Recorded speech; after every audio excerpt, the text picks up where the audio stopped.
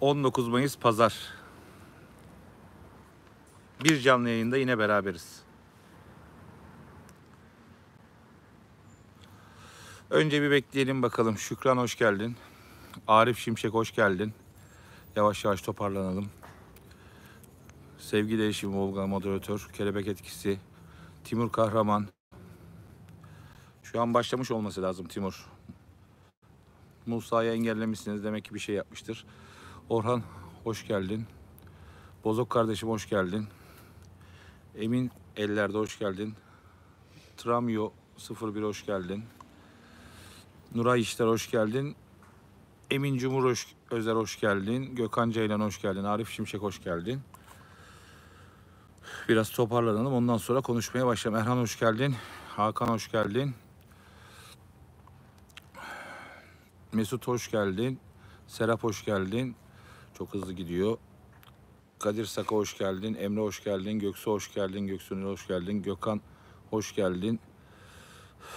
Emin Ellerde'yi saydık. Nurettin hoş geldin. Ömer Kurban hoş geldin. Akduman hoş geldin. Bihter hoş geldin. Halil Şaşmaş hoş geldin. Saçma sapan yorum yapanlar olacaktır sevgili moderatörlerim. Direkt yollayın. Onlar çünkü durmuyorlar. Yiğitcan hoş geldin. Sevgili moderatörümüz Bozok burada. Arzu Emin Aydın hoş geldin. Gürkan hoş geldin. Abidin hoş geldin. Evimin Mutfağı hoş geldin. Ajda Ölçel hoş geldin. Hakan hoş geldin. Ayla Yıldırım Leyadri 59 RS T-Rap Zoro Serhat Yurtseven Yıldız Babur İstanbul Ne Mutlu Türk'üm diyene Serkan Yılmaz Kurt ekibiyle burada. İlker burada, Kemal Yaşar, Mesut Tuncer, Orkun, Emre, Cüneyt. Çok hızlı akıyor arkadaşlar. Yetişemiyorum. Gözler de gidik. Hepiniz hoş geldiniz. Yine ziyaretçilerin bir canlı yayındasınız. Yorumunu baştan söylüyorum arkadaşlar. Bir anda 200 kişi olduk. Sağ olun, var olun. İsmini sayamadığım çok hızlı akıyor arkadaşlar. Biliyorsunuz, bunu hep anlatıyorum. Bir cep telefonu ekranından yapmaya çalışıyorum. Ben canlı yayınlarımı bilirsiniz. Canlı yayınlarımı evde bir stüdyo ortamında yapmayı sevmiyorum. Böyle esrarengiz, gizemli bir takım olayların olduğu yerlerde bazen bir konuk alarak, bazen yalnız başına yapmayı daha çok seviyorum. Baştan söylüyorum. Yorumunu okuyamadığım, ismini söyleyemediğim kişiler varsa lütfen haklarınızı helal ediniz.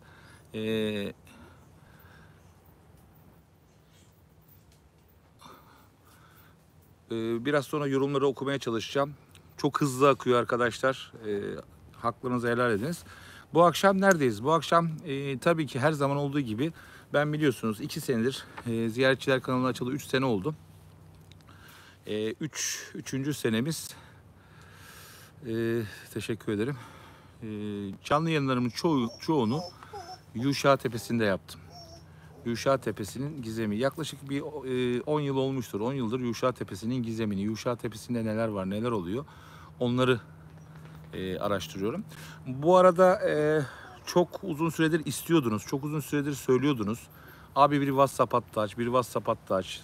YouTube ziyaretçilerin bir araya gelebileceği, sohbet edebileceği, videoları tartışabileceği, fikir alışverişi yapılabileceği bir WhatsApp hattı kurmamı çok istiyordunuz.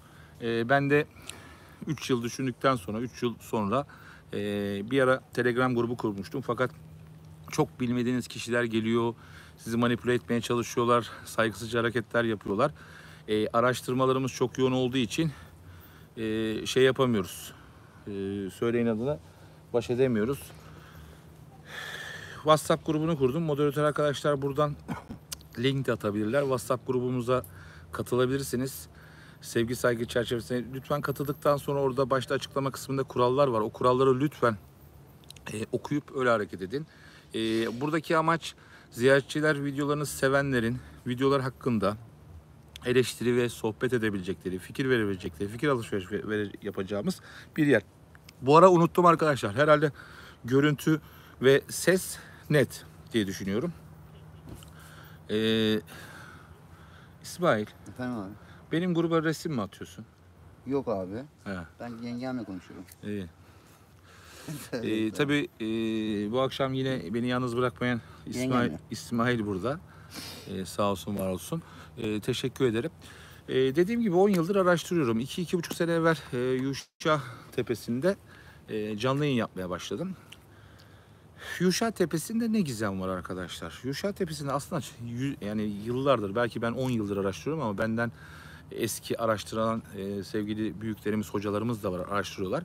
Tekrar söylüyorum. İsmini okuyamadım. Şu an yorumlarınızı okumuyorum. Çok hızlı akıyor. Lütfen gönül koymayın. Biraz konuşup daha sonra yorumlarınıza cevap vermeye çalışacağım. Teşekkür ederim İlker. Ondan sonra dediğim gibi isteyenler WhatsApp grubuna katılıp oradan da yazışabilirsiniz. Birbirinizi tanıyabilirsiniz. Ben dönem dönem giriyorum. Sohbet ediyorum. Bazen orada belli bir takım görüntüler veriyorum. Amaç ziyaretçiler ailesini bir araya toplayıp tabii lütfen gruba girdiğinizde Instagram'da da var linki. YouTube hakkında kısmında da var. Bilmiyorum, buradan moderatör arkadaşlar WhatsApp grubuna davet linki de atabilirler mi onu bilmiyorum. Atabilirseniz atalım. Süheyla Karaman hoş geldin. Yuşa Tepesi yıllardır araştırılan, Devler Tepesi olarak bilinen, Karadeniz'den gelindiğinde ilk görünen tepe. Yatsı ezanımız da okunuyor. Çok güzel. Bilmediğin yerleri gezmiş hissediyorum. Çok sağ olun. Ezan okudana kadar biraz şey yapalım. Yorumlar okumaya çalışayım. Şu an kelebek etkisini attığı linkten de WhatsApp grubuna katılabilirsiniz.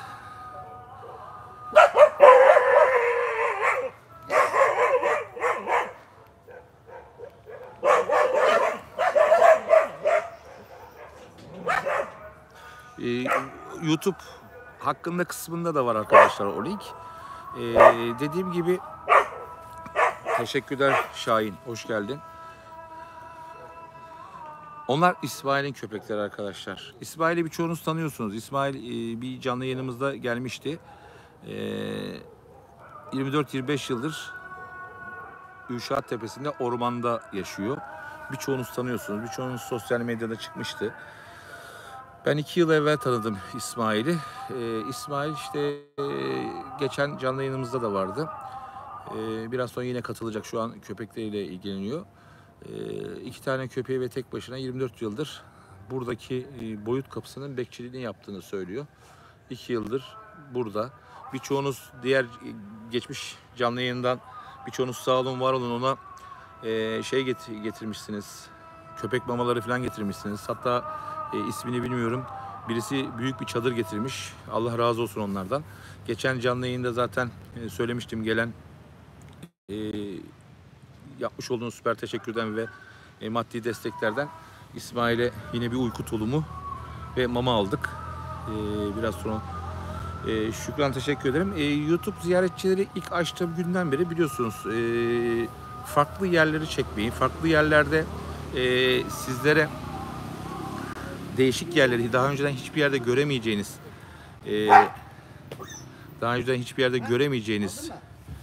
tabii ki ezan ne güzel ses. Isırma be, ısırma. Otur. Isırır tabii İsmail. Abi. Kafamı karıştırdın İsmail. Gördün ya, ısırdı beni şey.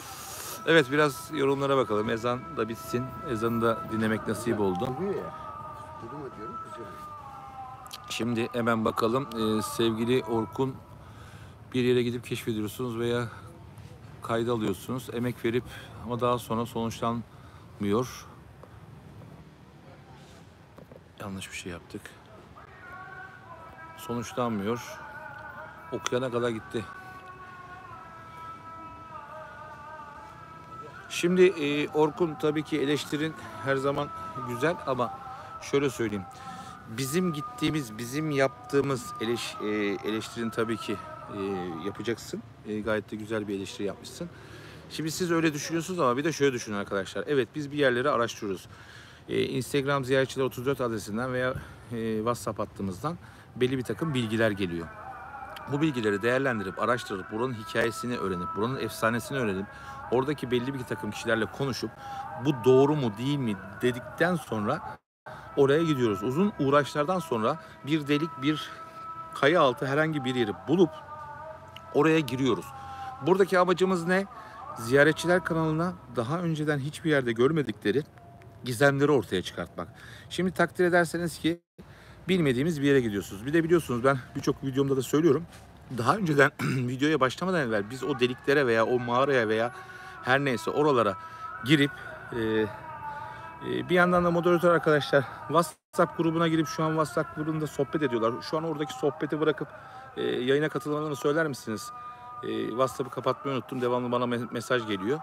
Lütfen bir saat sohbete ara versinler veya yayına gelsinler. Ne diyordum? Şimdi direkt giriyoruz. Kameraya kayda başlıyoruz. Ve o an biz ne görüyorsak size onu yansıtmaya çalışıyoruz. Ve hep şuna dikkat ediyorum. Burası daha önceden herhangi bir sosyal medyada çekilmiş mi çekilmemiş mi?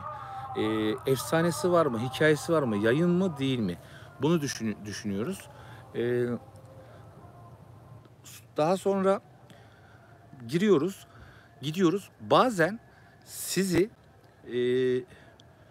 görmemeniz gereken, bizim de aslında yayınlamamız yasak olan bazı şeylerle karşılaşabiliyoruz. O yüzden de video zannediyorsunuz ki yarım kalıyor. Hayır arkadaşlar. Biz bir yere giriyoruz ya, bizden önce zaten defineciler girmiş oluyorlar. Onlar bir takım çalışmalar yapmış oluyorlar. Hani bununla da ilgili bir takım konuşmalar yapmıştık. İşte ilk defa giriyoruz, ilk defa giriyoruz. Bazılarınız da oturup şey yazıyorlardı. Ya ilk defa değil, senden önce defineciler. Ya tabii ki defineciler bizden önce giriyorlar. Hatta geçen haftaki videomda şey demiştim. Bu definecileri böyle bir okul yapılsa, okutulsa neler olur? Yani bu halleriyle neler buluyorlar, neler yapıyorlar? Böyle bir şey yok. Ne yapıyoruz? Onu bağlı bulunduğumuz bölgeye, jandarmasına, müzeler müdürlüğüne ihbarda bulunuyoruz. Diyoruz ki bakın burada böyle böyle bir şey var. Bunun araştırılması lazım. Şimdi o görüntüyü de mecburen veremiyoruz size. Bazen de gittiğimiz tüneller yıkılmış oluyor. Kapanmış oluyor. Yani şunu algılayamıyorum aslında.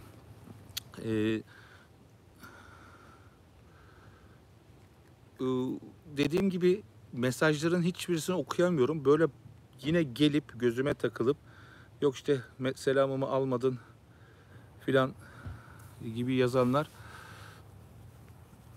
kafamı karıştırıyorlar. Neyse önemli değil. Onlara artık alışacağız yani. 290 kişiyiz. Sağ olun, var olun. Bu pazar gecesi. Bu arada 19 Mayıs Atatürk'ü Anma Gençlik ve Spor Bayramımız kutlu olsun. Bize şu an burada bu yayını yapmamıza sebep olan Türkiye Cumhuriyeti kurucusu Mustafa Kemal Atatürk'e, silah arkadaşlarına ve bu vatanı almak için şehit olmuş tüm şehitlerimize huzurunuzda çok çok teşekkür ediyorum arkadaşlar. Dediğim gibi biliyorsunuz o yüzden de videoların sonu gelmiyormuş gibi. Ama insanoğlu zaten hep doyumsuzdur arkadaşlar. Yani şunu düşünmüyorsunuz ya, hayatınızda bilmediğiniz, görmediğiniz yer altındaki bir tüneli görüyorsunuz. Sonuna gitmiyorsunuz. Sonuna gitmiyoruz değil, sonuna gidemiyoruz. Kapanmış yüzlerce, binlerce yıl. Benim için orada önemli olan binlerce yıl yapılmış o uygarlığın el izlerine, parmak izlerine dokunmak arkadaşlar. Şeyi bir doldurayım ona. Tamam. Ben buradayım. Ondan sonra dediğim gibi ismini okuyamadığım, mesajlarına cevap veremediğim, selam veremediğim arkadaşlar gönül koyup gidebilirler. Ama gönül koymasanız daha iyi olur. Çünkü çok hızlı akıyor. Bir yandan konuşup mesajları da okuyamıyorum.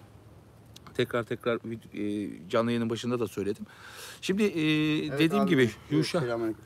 Oo İsmail'cim çok teşekkür ederim. Sağ olsun İsmail bana Nescafe getirmiş. Şunu söylemek istiyorum. Yuşa Tepesi'nin hep bir gizemi vardı arkadaşlar. Hep Yuşa Tepesi'nde aranan cehennemin anahtarı olduğu rivayet edilirdi. Veya bir boyut kapısı olduğu rivayet edildi. Ve ben 2 senedir hep buralara gelip 10 senedir araştırırım. Benden önceki hocalarımız da tabii yıllardır araştırıyorlar. Büyük bir gizem var. Edindiğim bilgiler sonucunda bir video çekmiştim. Bu Yuşa Tepesi'nin hemen Yuşa kafam karıştı. Yuşa Tepesi'nin hemen altında eski Yuşa Manastırı vardı. Hatta Golgota Tepesi deniliyordu. Hazreti İsa'nın sözde çarmıha gerildiği, biliyorsunuz Kur'an-ı Kerim'de Hazreti İsa'nın çarmıha gerilmediği, Kur'an-ı Kerim'de ayette de sabittir. Onlar İsa'yı çarmıha geldiklerini sanırlar ama biz oysaki İsa'yı yanımıza aldık ayeti vardır. Bu bölgede olduğu söylenir. Bununla ilgili de aldığım bilgiler sonucunda arkadaşlar son 1,5 ayda bir grubun buraya gelip ciddi araştırmalar yapıp yurt dışında bir koleksiyonerde ciddi anlamda bir tablo buldukları ve Hazreti İsa'nın Yuşa Tepesi'nde resminin tabloya döküldüğü bir takım belgeler var. Yakında umarım bu belgeler çıkacaktır. Yani tabii o kesim bunu zor kabul edecek. Yani Hazreti İsa'nın burada sözde o çarmıha gerilme olayının burada olduğunu kabul etmeyeceklerdir. Ama şunu söyleyeyim ki artık yavaş yavaş gizemler aydınlanmaya başlıyor. Bu edinilen bilgiler yavaş gün içerisinde birçok hocalarımız, arkadaşlarımız bu araştırmaları yapıyorlar. Efsaneler, rivayetler, eskiler anlatıyorlar. Hazreti İsa'nın çarmıha gerilme olayının burada olduğu yavaş yavaş gün yüzüne çıkacak. Bu zaten birçok bilim adamının ve ilim adamının araştırdığı bir şey. Ama maalesef biliyorsunuz bazen bilseniz de susmak zorundasınız. Çünkü bu bilgiler dünya tarihini, Hristiyan tarihini değiştirecek bilgiler. Onların da bunları kabul etmeleri biraz zor olacak. Şimdi dediğim gibi bu Yuşa Manastır'ın orada video çektik. 2 tane canlı yayın yaptık. O canlı yayınlarda kameraya takılan bir takım orblar gördük. Bir takım varlıkların görüntülerini çektiğimizi düşündük ki onlar hem Ziyaretçi 34 Instagram adresimizde hem YouTube'daki videolarımızda var. Daha sonra Yuşa'nın kabrinden gökyüzüne çıkan bir yeşil ışığın, burada yaşayanların anlattığı birçok hikaye, halihazırda birçok hocamızın yazdığı kitaplar, Yuşa'nın sırları, Yuşa'nın gizemleri hakkında yazılan sırlar, bunlar hepsi zaman içerisinde gün yüzüne çıkacak. Ama ben şunu söylemek istiyorum arkadaşlar. 2 yıl evvel ben burada canlı yayın yaptığımda bu kadar gündemde değildi. Çok hoşuma gidiyor. Biraz gündeme geldi. Bazı yeni arkadaşlarımız araştırmaya başladılar. 2 yıl evvel de buraya gelip giderken, araştırma devam ederken de biliyorsunuz 24 yıldır Yuşa türbesine yakın ormanın içinde çadırda yaşayan, aslında geçen yayında anlatmıştı. Biraz sonra kendisine de soracağım. Kendisine de soracağım. Abi bu ışığı al istersen. Işığı al istersen. Işık tut onlara. Kendisine de soracağım. Kendisi de anlatacak. Niye geldi? Neden geldi? Burada çeşitli hikayeler, çeşitli rivayetler dönüyor. Yine söylüyorum papağan diyeceksiniz ama şunu söyleyeyim. İsminizi okuyamıyorum. Yorumlarınıza cevap veremiyorum. Çok hızlı akıyor. O yüzden lütfen haklarınızı helal ediniz. Şimdi isterseniz birkaç soruya cevap vermeye çalışayım. Hocam İsmail'e sorar mısınız? Yaşadığı sıra dışı şeyler oluyor mu? İsmail bana çok anlatıyor. Biraz sonra da anlatacak. Hatta gelirse burada bir de Özer kardeşimiz var. O da demin mesela bana çok ilginç bir hikaye anlattı. Onu da sizlere dinlemesini rica edeceğim. Şimdi şöyle yapalım. İsmini sayamadığım yeni katılan arkadaşlar hepiniz hoş geldiniz. Sağ olun, var olun. Teşekkür ediyorum. Birçoğunuz yeni katıldığınız aramıza. Moderatör arkadaşlar dönem dönem WhatsApp hattımızın da aktif olduğunu ve linkini atarsanız oraya da katılıp oradan da benimle sohbet edip bilgilerinizi, fikirlerinizi, eleştirilerinizi yapabilirsiniz. Tabii sevgi ve saygı çerçevesinde bazen geliyorlar, hakaret ediyorlar. Onları da adli makamlara veriyoruz. Evet, burası Yuşa Tepesi. Yuşa Tepesi'ndeyiz. Bu akşam canlı yayında Yuşa Tepesi'ndeyiz. İsmail şöyle yapalım. Sen biraz sandalyenin şu tarafa doğru çevir. Şöyle gel böyle bakalım. Senin o geçen yayında, evet arkadaşlar. Arkadaşlar cümleten selamünaleyküm. Nasılsınız, iyi misiniz?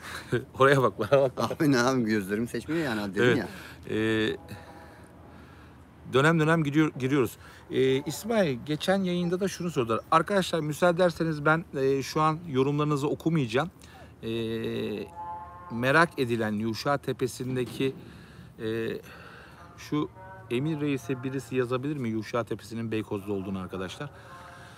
Şimdi geçen canlı yayında İsmail konuşmuştu. Hani şu kırmızı ışık arkadaş şey yapı da şöyle yapayım İsmail. Hatta şöyle çevireyim, o kırmızı ışık göze almasın. Şunu söylemek istiyorum arkadaşlar. İsmail, Buyur abi. bilmeyenler için şöyle yapalım. Hadi bakalım. 24 sene evvel neden buraya ormana geldin? 24 senedir neden ormanda bir çadırda 2 tane köpekle yaşıyorsun? Ben sana söyledim ama abi. Şimdi birçoğu merak ediyorlar. Baştan mı abi? Baştan bir anlatır mısın? Vaktimiz var. Vaktimiz var. Tamam Sabaha abi. kadar buradayız Hadi bakalım. arkadaşlar. Bismillahirrahmanirrahim. Oraya bakarak konuş. Tamam. Arkadaşlar Bir de kusura seni bakmayın, geçen benim yayında şeye benzetmişler. Kayıçı'nın doğru. Yo, Kayıçılık yoluna benzetmişler. Bir de yabancı bir artiste benzetmişler. Ben bilmiyorum. Nasıl yaşıyorsun? Ne yapıyorsun? Şimdi, Başına gelen olaylar var mı diye arkadaşlar soruyorlar. baştan başlayalım mı? Kusura bakmayın ekrana bakamıyorum çünkü miyop var ya gözlerimde, aldığı zaman uyuyamıyorum sonra. Aynı elektrik şoka bakmış gibi oluyorum. Şimdi arkadaş baştan başlayalım. Annem babam vardı ufakken. Yurt dışından ben Edirne'ye geldim. Edirne'den İstanbul'a geldim. Bulgaristan'dan. Bulgaristan'dan işte. Selanik'ten. Selanik. Sevgili Mustafa Kemal, Türkiye Cumhuriyeti kurucusu Mustafa Kemal Atatürk'ün köylüsü. 8. Göbek'ten de. 8. 8. Göbek'ten Ayıp akrabası. söylemesi, oradan da ufak bir miras kaldı bana ama ben bıraktım ama hadi Evet. boş ver. Evet. Neyse, uzun lafın kısası arkadaşlar. Burada Beykoz Tokat gibi bir durak aşağıda yerimiz vardı. Ufak bir arsamız vardı. Annem çiftçiydi, babam da ziraatçıydı. Öyle yaşıyorduk. Aradan biraz zaman geçti. Bana farklı şeyler olmaya başladı. Farklı olaylar nasıl oluyor? Ben baştan anlatayım size. Uyurken yatağımı yorganımı alıyordum. Ben doğmuşum, dedem ölmüş. Bizim aile mezarlığı bir aşağıda. Alıp yatağımı yorganımı gidiyorum. Annemle babam bu 1, 2, 3, 4 ondan sonra en son hastaneye götürüyorlar beni. Bakıyorlar hani kafadan kırık mı, manyak mı, gidik mi diye. Hastanedeki doktor diyor yok diyor, hijyen gibi bir şey yok diyor. Ondan sonra alıyorlar beni bir hocaya götürüyorlar. Hoca diyor ki buna sahiplenmişler diyor. Dedeler falan gelmiş bana, büyük yani yaşlı dedeler. Artık sen bilirsin. Tabii. Onlar koruyucular gelmiş. Ondan sonra arkadaşlar öyledir böyledir. Aradan biraz zaman geçti. Bir rüya gördüm. Aksakallı dedeleri. Geçen de anlatmıştım size. Suratları parlıyor. Bir tanesinin suratı, bir tanesinin eliyle suratı parlıyor. Onları göremiyorum ama isimlerini biliyorum kim olduklarını. Evlat dedi, uyandığın zaman dedi ki annene söyle hastaneye gitsin dedi. Hastaneye gitmese dedi, ölecek dedi. Biz tedbirini alalım dedi. Annem dedim böyle söyledim. Ondan sonra ayıptır söylemesi, ablalar da varsa orada kusura bakmayın. Bizim ailede derler ki götünü açık yapmışlardır. Evet. Aradan biraz zaman Popo geçti. diyelim. Popo diyelim. Ha. Popo. Ondan sonra aradan biraz zaman geçti abiler. Annem gitti. Kurtaramadık. Biraz zaman geçti. Gene bu dedeler geldi. Dedim ki dede dedim bu sefer dedim babamı alacaksınız. Dedim Allah babamı çağırıyor dedim. Evet oğlum dedi. Allah baba çağırıyor dedim. Ufakken biz Allah baba diyorduk. Tövbe estağfurullah kusura bakmayın. Nereye gidiyorsun?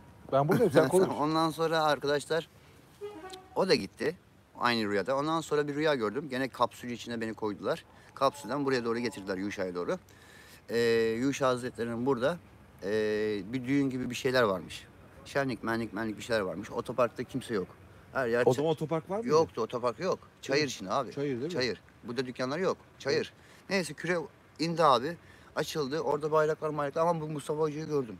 Bizim Mustafa Hoca var mezunumuz. Rahmetli. Yok maalesef burada ki. Şimdi, he. Şimdi duruyor. He. Mezun o çok iyi yalnız. 10 numara bir insan. Evet. Neyse işte ondan sonra öyle böyle gittim. Oğlum hoş geldin dedi. Atlılar geldi. Atlıların suratını göremiyorum. Bir tane de atın suratını göremiyorum. Öbürlerini görüyorum arkadaşlar. İşte ondan sonra ne var burada dedim. Bugün Efendimizin doğum günü. Ne var ki dedim. Yaşua'nın doğum günü dedi. Ama tarihini tam hatırlayamıyorum abi. Hangi tarihteydi? Servis arabası. Evet. Ondan sonra arkadaşlar sen gel de karıştırmayayım sonra. Tamam. Ondan sonra arkadaşlar doğum günü geçtik. Çok susadım. Efendim dedim ben o kadar çok susadım ki dedim. Yani su içirdiler bana yan tarafta. Şu an Ali Hoca var ya yatıyor rahmetli. Evet. Türbeder, eski türbeder. Eski türbeler. Orada su O hemen içirdiler bana. girişte yatan Hı. değil mi? Aradan biraz zaman geçti. Rüyada hep bunlar oluyor. Aradan biraz zaman geçti. Seni alacağız. Uyandığın zaman yakında getireceğiz buraya dedi. Tamam efendim. Ondan sonra annem babam öldükten sonra hükümet bizim belediye Beykoz Belediyesi'ydi. Beykoz Belediyesi bizim ziraattık. Tapusu yoktu tabii. 2B hani ormanı biliyorsun. Tabii. Hükümetin tapu değil. Normal Kaç tapu sene? yok. 24 sene evvelden Daha bahsediyorsun. önceden. İşte ondan sonra Bu arada İsmail kaç doğmuşsun sen? ben anne çıkışı 77, sonradan 79. 79 ha. Aynen ana çıkış 77. Öbür 2 senelerden geliyor. Öbürsü 2 sene Benim abim ablam var ama saymıyorum. Evet. Ufalttılar ki cahil dediler. Askerde ezerler bunu dediler. He. Gene olmadı, gene olmadı. Gene bir ay yaptım, gene bir ay yaptım askerde. Değil mi? Ha. İyi yaptın. Ha, acemelik bitene kadar. Neyse ondan sonra arkadaşlar karıştırmak beni lafımı çaldılar. Tamam. Tamam. Sonra kapsüle geldin. Geldi Çevreleri oraya gördün. geldim, her şeyi hallettik. Sen uyandığın zaman dedi. Sen konuşurken ben gene- şu he. ışıkla, sen ışığa, sen konuş. Uyandığın zaman dedi başka ortamlar olacak dedi. Sana anlatacak. Bazı şeyleri insanlara söyleme hakkım var dedi. Bazılarının yok dedi. Tamam efendim dedim. O zamandan bu zamana geldim buraya arkadaşlar. Bir gün ayıptır söylemesi ben içmem. Kar kış arkadaşlar. Üşüyorum. Yollarda kaldım. Beykoz Belediyesi sit alanı oldu orası. Beni çıkardılar. Bir vergi parası verdiler. Çöp vergi verdiler. Hadi sen git dediler. Ona ne alacaklar 2-3 milyardan para mı? o? Evet. Değil mi? Evet. O kadar ödediğimiz şeyi vergisini verdiler. Neyse uzun lafın kısası arkadaşlar. Geldim. Yollarda duruyorum. Bir esnaf arkadaşım var. İsmail dedi gel dedi. He. Gel sen dedi üşüdün dedi değil mi? Şimdi nereye gidiyorsun bilmiyorum dedim. Yuşa'ya doğru çıkacağım dedim. İçimden Yuşa'ya çıkmak geliyor dedim. Tepeye dedim. Tamam mı? Çağırıyorlar seni. Çağır bir şey içimde his var. Ayıptır söylemesi arkadaşlar. Konuya girmeyelim. Marka vermeyeyim. Kuvvetli bir içki koydu. Çayın demlisini koydu. Karıştırdı. 2-3 tane şeker attı. Ya oğlum dedi bunu iç dedi. Akşama sabaha kadar dedi ateş geçindesin dedi. Evet. Şimdi var ya. Ondan sonra abi sen söyle. 10 dakika sonra ateş bastı. Kış ayı. Tamam kar da yağıyor o zaman. Sokaklar ilk kalıyorum.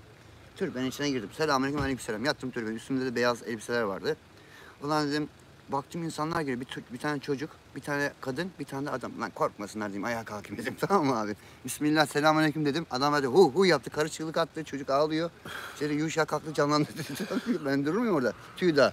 Baktım polisler falan geldi buralara ondan sonra.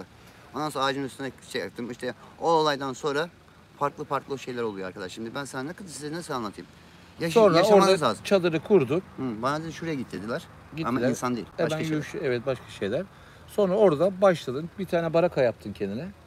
Şeyde TRT istasyonuna oraya geldim. TRT istasyonu sonra çadırda şimdi Hı. 24 senedir Yuşa Tepesi'nin orada arkasındaki ormanda aslında çok Şu an yakın. ormandayım. Niye Orman. ormandayım biliyor musun? Niye? Daha önceden köpeklere bakmıyordum. Hayvanlara. hayvanlar. İnsanlar beni orada dursun diye hani bir gönüllü olarak para almıyordum orada. Bir ufak bir harçlık veriyorlardı hani 50-100 neyse sigara parasını veriyorlardı. Ben hayvan bakmaya başladıktan sonra benim köpeklerim aldım. Büyümeye başladı. Çünkü insanlar ısırıyor. Oraya Tabii. gelen işçileri. Adam şikayet ediyor. Tabii. Abi burada köpek var. Ben ne yapacağım? Bu sefer İsmail kusura bakma senin köpek bakıyorsun diye. Sen ormana geç kardeşim dediler. Arkadaşlar hemen araya giriyorum. Yorumlarınızı şu an okuyamıyorum. Lütfen haklarınızı helal ediniz. Çok hızlı akıyor. Biraz sonra cevap vermeye çalışacağız. Yuşa Tepesi'ndeyiz. Sevgili 24 yıldır ormanda Yuşa Tepesi'nde boyut kapısının bekçisi olduğu rivayet edilen İsmail'le Vallahi beraber çok araştırmacılar da geliyor abiler. Evet, çok ben yani ama Serhat onlardan- abiyi çok seviyorum. Öbürleri deseler ki Serhat'ı bırak buna arkadan küfür et. Ben etmem. Vallahi etmem. Allah var. Nasıl? Etmem vallahi etmem. Ya şöyle bir şey söyleyeyim arkadaşlar. Bakın İsmail tabii 24 yıldır burada yaşıyor. Buraya gelmesinin bir sebebi var. Sağ olsun geçen canlı yayında İsmail'in köpeklerine mama getiren, isimlerini bilmediğimiz, isimlerini vermeyen Yo, isimleri var istersen söyleyebiliriz. 3-4 kişi çok teşekkür ediyoruz. Geçen yayında sağ olun, var olun. Belli Bir abla katkılar, geldi. bir katkılar gönderen, maddi süper teşekkürler alan, paralar gönderenlerle İsmail'e uyku tulumu aldık, mama parası verdik. Sağ olsun, var olsun. Mama İsmail da geldi Allah razı olsun. parayı çok sevmiyor. Ama tabii zor şartlarda, güzel şartlarda yaşıyor. Geçen içim çok daralıyor. Bir şeye çok kızdım. Araba kullanıyorum. Saat 4.30-5 civarları böyle Benim de içime araba hissettim kullanıp ben onu. düşünüyorum. Abi dedim sıkma kendini düzelecek. Bir anda bir mesaj geldi bana. Mesajda şu yazıyordu arkadaşlar. Serhat abi içini sıkma. Sen bak keyfine. Herkes yolunu bulur. Millete kafana takma. Her şey güzel olacak diye bir mesaj attı. Sonra aradım kendisini. Dedi abi dedi sıkıntım bana geldi. Tabii şeyi soruyorlar İsmail. Bu 24 yıllık içerisinde hani geldin dedeler seni buraya bıraktı. Birçok araştırmacı geldi seninle konuşmak istedi. İsim versem var mı? Tabii ver yani. İlk gelen kişi Hakan Yılmaz Çepi. Hakan Yılmaz Çepi geldi. He, Ömer Çalıkın. Ömer Çelakıl geldi. Rahmetli Nuri Öztürk Yaşar Nuri Öztürk o geldi. Volkan, Ne dediler yani? Bunlar geldiler ne dedi? Araştırmacı Volkan Kemal Ergonokom. Ali Közdil. Onlar öyle değil. Ali Közdil'e kızdır ama. Kızdım tabii abi. Arkadaşım kusura bakmayın. Şeysiz çekiyor. Habersiz. He. Sen ne yapıyorsun diye. Ben küfür basacaktım da ailesi vardı. Yoksa basacaktım küfür orada. Yok onlar Şeyime geldi. değerli karşıma geldi. araştırmacılar. Tabii hep Ya şunu bayağı söylüyorum kişiler geliyor. arkadaşlar. Yuşat Tepesi yayının başında da söylediğim gibi e, tamamen gizemlerle birçok araştırmacının yurt içinden ve yurt dışından hocalarımızın, değerli bilim adamlarının araştırdıkları bir yerler. Bakın yine söylüyorum. Belki hani ben yaptım demeyi çok sevmiyorum ama bazı şeylere vesile olmak çok güzel bir şey. E, Başka hiçbir yerde göremeyeceğiniz Yuşa Manastırı videosu kanalımızda. Oradaki o Yuşa Manastırı'nda aslında Hazreti İsa'nın sözde Hristiyanlar çarmıha gerildiğine inanıyorlar biliyorsunuz. Biz Kur'an-ı Kerim'de bizde zaten ayette Hazreti İsa'nın çarmıha gerilmediği, onun yerine başkasının gerildiği aslında Hazreti Allah'ın İsa Aleyhisselam'ı gökyüzüne aldığı ayetlerle sabittir. Bunu tekrar söylemeyeyim. Birçoğunuz biliyorsunuz. Söylememe rağmen de hala yorumlarda sen salaksın, Hazreti İsa çarmıha gerilmedi diyen arkadaşlar da var. Onlara da teşekkür ediyorum. Sağ olun, var olun. Sence Hazreti İsa Yuşa Tepesi'ne gelmiş midir? Hasan abi burası İstanbul. Konstantiniyye'ydi. Evet, Beykoz Aminos'tu. evet. Gerçek isimleri değil mi bunlar? Romanya'nın şeyi burada zaten. Romanya buraya orası almak istiyor, yabancı ülke. Çevirmek istiyor. Evet. Ben Hazreti İsa'da 2 tane kelepçe buldum. Ankara Arkeolojisi geldi aldı. Önlü arkalı. Ben sana geçen dedim ya abi. Evet. Arkeologlar geldi. Arkeologlara teslim ettim. Arkadaşlar Neyi şöyle teslim edin? kelepçe böyle çakma bir şeyler buldum. Tamam. Burada manastır var. Ben çünkü Manastırda buldun değil mi? manastırın içinde. Gece dolaşıyorsun. Gençeyiz oradan sevdim gece. Gece birisi sana böyle kalk hadi gel İsmail dolaşalım mı diyor. Ne diyor? Yok onlar demiyor. O benimkiler diyor. Diyor ne diyor? Senin göremediklerin var ya. He. Geçen akşam yine bir abi geldi. Yanlış anlamayın kusura bakmayın. Ankara'dan gelen abi izliyorsan selamünaleyküm. Aleykümselam. Şimdi bazı şeyler sırdır, bazı şeyleri söyleyemem. Şimdi benim yanımdaki arkadaşlar, Ankara'daki abi de oradaysa, canlı yayındaysa, görüyorsa yazabilir oradan yorumlardan ne yaptığımızı. Şimdi ben isterim ki insanlar da görsün, Rabbim diyorum, insanlar da göster diyorum. Ama kafalarını sıyırtmasınlar. Doğru mu abi? Şimdi Kolay değil. benim yanımdaki varlıklara mesela çakmak alırım, atarım. O çakmağı nasıl yanındaki varlıklar görsün. O istiyorum insan. 4 tane çubuk kırarım. İstersen burada canlı yayında yaparım. Sıkıntı yok. Şu an yanındalar zaten. Ama uzaklar. Şu köpekler orada. Sen buradasın. Işığı sevmezler. İleride onlar. Tamam. Biraz dolaşıyorlar. Çubuklara böyle tutarız. Sıkmazsın. Evet. Çakmağı atarım. Kürdanlarım derim ona. Kürdanlarım. Çakmağı nereye attımsam göstereyim. Onlar iter onu. Değil mi? Ha. Ondan sonra tam noktasını gösteririm. Çapraz atarlar. Çekerler aşağı. Bu sefer insanlar ne yapıyor? Korkuyor. Yok bana bir şey yapmazlar. Yok dedim kuzu olmazsın dedim. Korkma. Peki İsmail şunu He. soracağım. Gece çadırına sağ olsun bu arada... Ama benimkiler lafını kesiyor Müslüman. Hristiyan değil. Ama sende bir de şey de vardı. Hristiyan da vardı da onlar gidiyor. Gidiyor değil mi? Arada geliyor. Onlar ne yapacaksın biliyor musun? Şimdi onlar yanlış anlamayın. Abiler ablalar var. Şimdi ben Rabbime şükürler olsun. Ben bazı ihtiyaçlarımı anlarsınız. Hani o 3 harfli var ya. S ile başlıyor. X ile bitiyor. Onu ben körlettim. Rabbim dedim bana körlet dedim. İhtiyaç duymuyorum ona dedim. Evet. Çünkü o Hristiyanlı olanlar biliyorsun ister istemez o şuna bak ona bak. Evet. Ne olur uyandırıyor. Tabii. Ben bu sefer onları da kovaladım. Daha öyle bir ilişkim yok. Yani Teşekkür kapattım ederim attım kardeşim. onu. Evet. Şu ankiler Müslümanlar. Müslüman olanlar bana diyelim senden böyle bakıyorum seni. Elini tutarım. Beni sen 2 sene gördüğünde ne hissettin? Neden Ya, yanıma geldin? Abi sende de asker var bende de. Askerlerimiz selamlaştı. Anladın mı? Öyle deme sonra bana şaklaban diyorlar. Selamlaştılar. Evet. Şimdi arkadaşlar birçoğunuz soruyorsunuz yorumlarda. Abi işte bir takım yerlere gidiyorsun hani korkmuyor musun etmiyorsun. Elhamdülillah yani bir Müslümanın korkması gereken tek şey Allah'tır. Allah'tan başka hiçbir şeyden korkmayacaksın. Şimdi Allah'tan nasıl korkulur biliyor musun abi? Allah'tan normalde korkulmaz. Allah sevip sayılır. Tabii ama Ama şöyle bir yanlış yaparsan korkarsın. tabii yani Anladın mı? Allah şunu söyleyeyim. Allah her Kur'an-ı- zaman sev say. Kur'an-ı- Bir yanlış yaptın mı? Bana yaptın. Allah'a karşı bir şey yaptın. Peygamberine bir şey yaptın. O zaman kork. Tabii. Günah işledin. Şimdi korku derken şöyle Ha.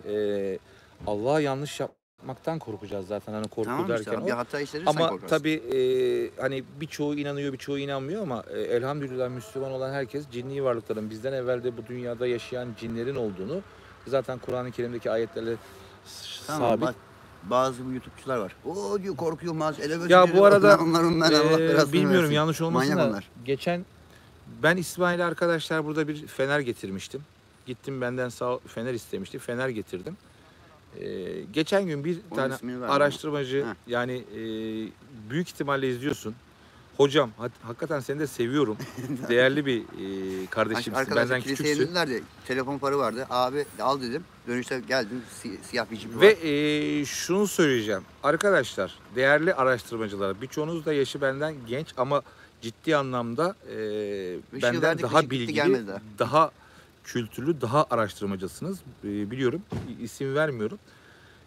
İsmail'den gecenin bir yarısı ben Tamam oranın Bıdık, videosunu tamam oğlum. ben oranın videosunu çekmeden evvel oranın haberiniz yoktu. Haberiniz yoktu. Manastırın özel gidiyor mu? Görüşürüz Allah'a emanet. Çok güzel hikayeler vardı ama. Bakarım ben onu. Yaran. Kendine iyi bak. Allah'a emanet ol. Sağ Biliyor olasın. musun? Arkadaşlar Yuşa'ya Kapıyı gelirseniz tamam. hemen girişte özel var. Çok güzel. Zencefil sirkesinden, elma sirkesinden o kadar güzel doğal ormanda dolaşıyor. Kopar. Ormandaki otlardan turşu falan yapıyor. Çok doğal. Tam Yuşa'nın girişinde göreceksiniz. Özel diye sorarsanız herkes bilir. Bu arada reklam da yaptık. İnşallah YouTube bize ceza takıyor. Tamam. Sen Neyse konuşsa gelirim. geliyoruz biliyorsunuz bundan evvel baktığımız zaman incelediğim zaman bizim çekmiş olduğumuz ve 2 kere de canlı yayın yapmış olduğumuz Golgota Tepesi Yuşa Manastırı diye adlandırılan bölgeyi hiçbiriniz daha görüntülememiştiniz. Biz geldik görüntüledik. Biz görüntüledikten sonra eyvallah kapı açtık. Belki Rabbim bizi orayı görüntülememiz için gönderdi. Sizlere vesile olmamız için gönderdi. Görevimiz oydu belki bilemiyoruz. Ya geliyorsunuz adamdan feneri alıyorsunuz ki hepiniz her gün farklı farklı kanallara çıkıyorsunuz. Değerli de hocalarsınız.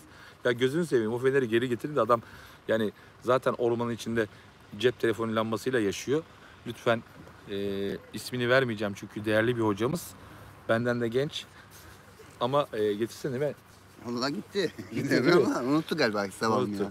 Ya unuttu. Şimdi birkaç soru cevaplayalım. Belki de çıktı beni burada göremedi. Ama Kimse de yerini yok ya. biliyor. Yerim oradan yani yasak giremez ki. Geçen gün kim geldi sana oradan ormanın içinden arkadaşlar ormanın içinden gelip gecenin bir yarısı Deli İsmail diye bağıranlar oluyormuş. Ya bağırmayın arkadaşlar.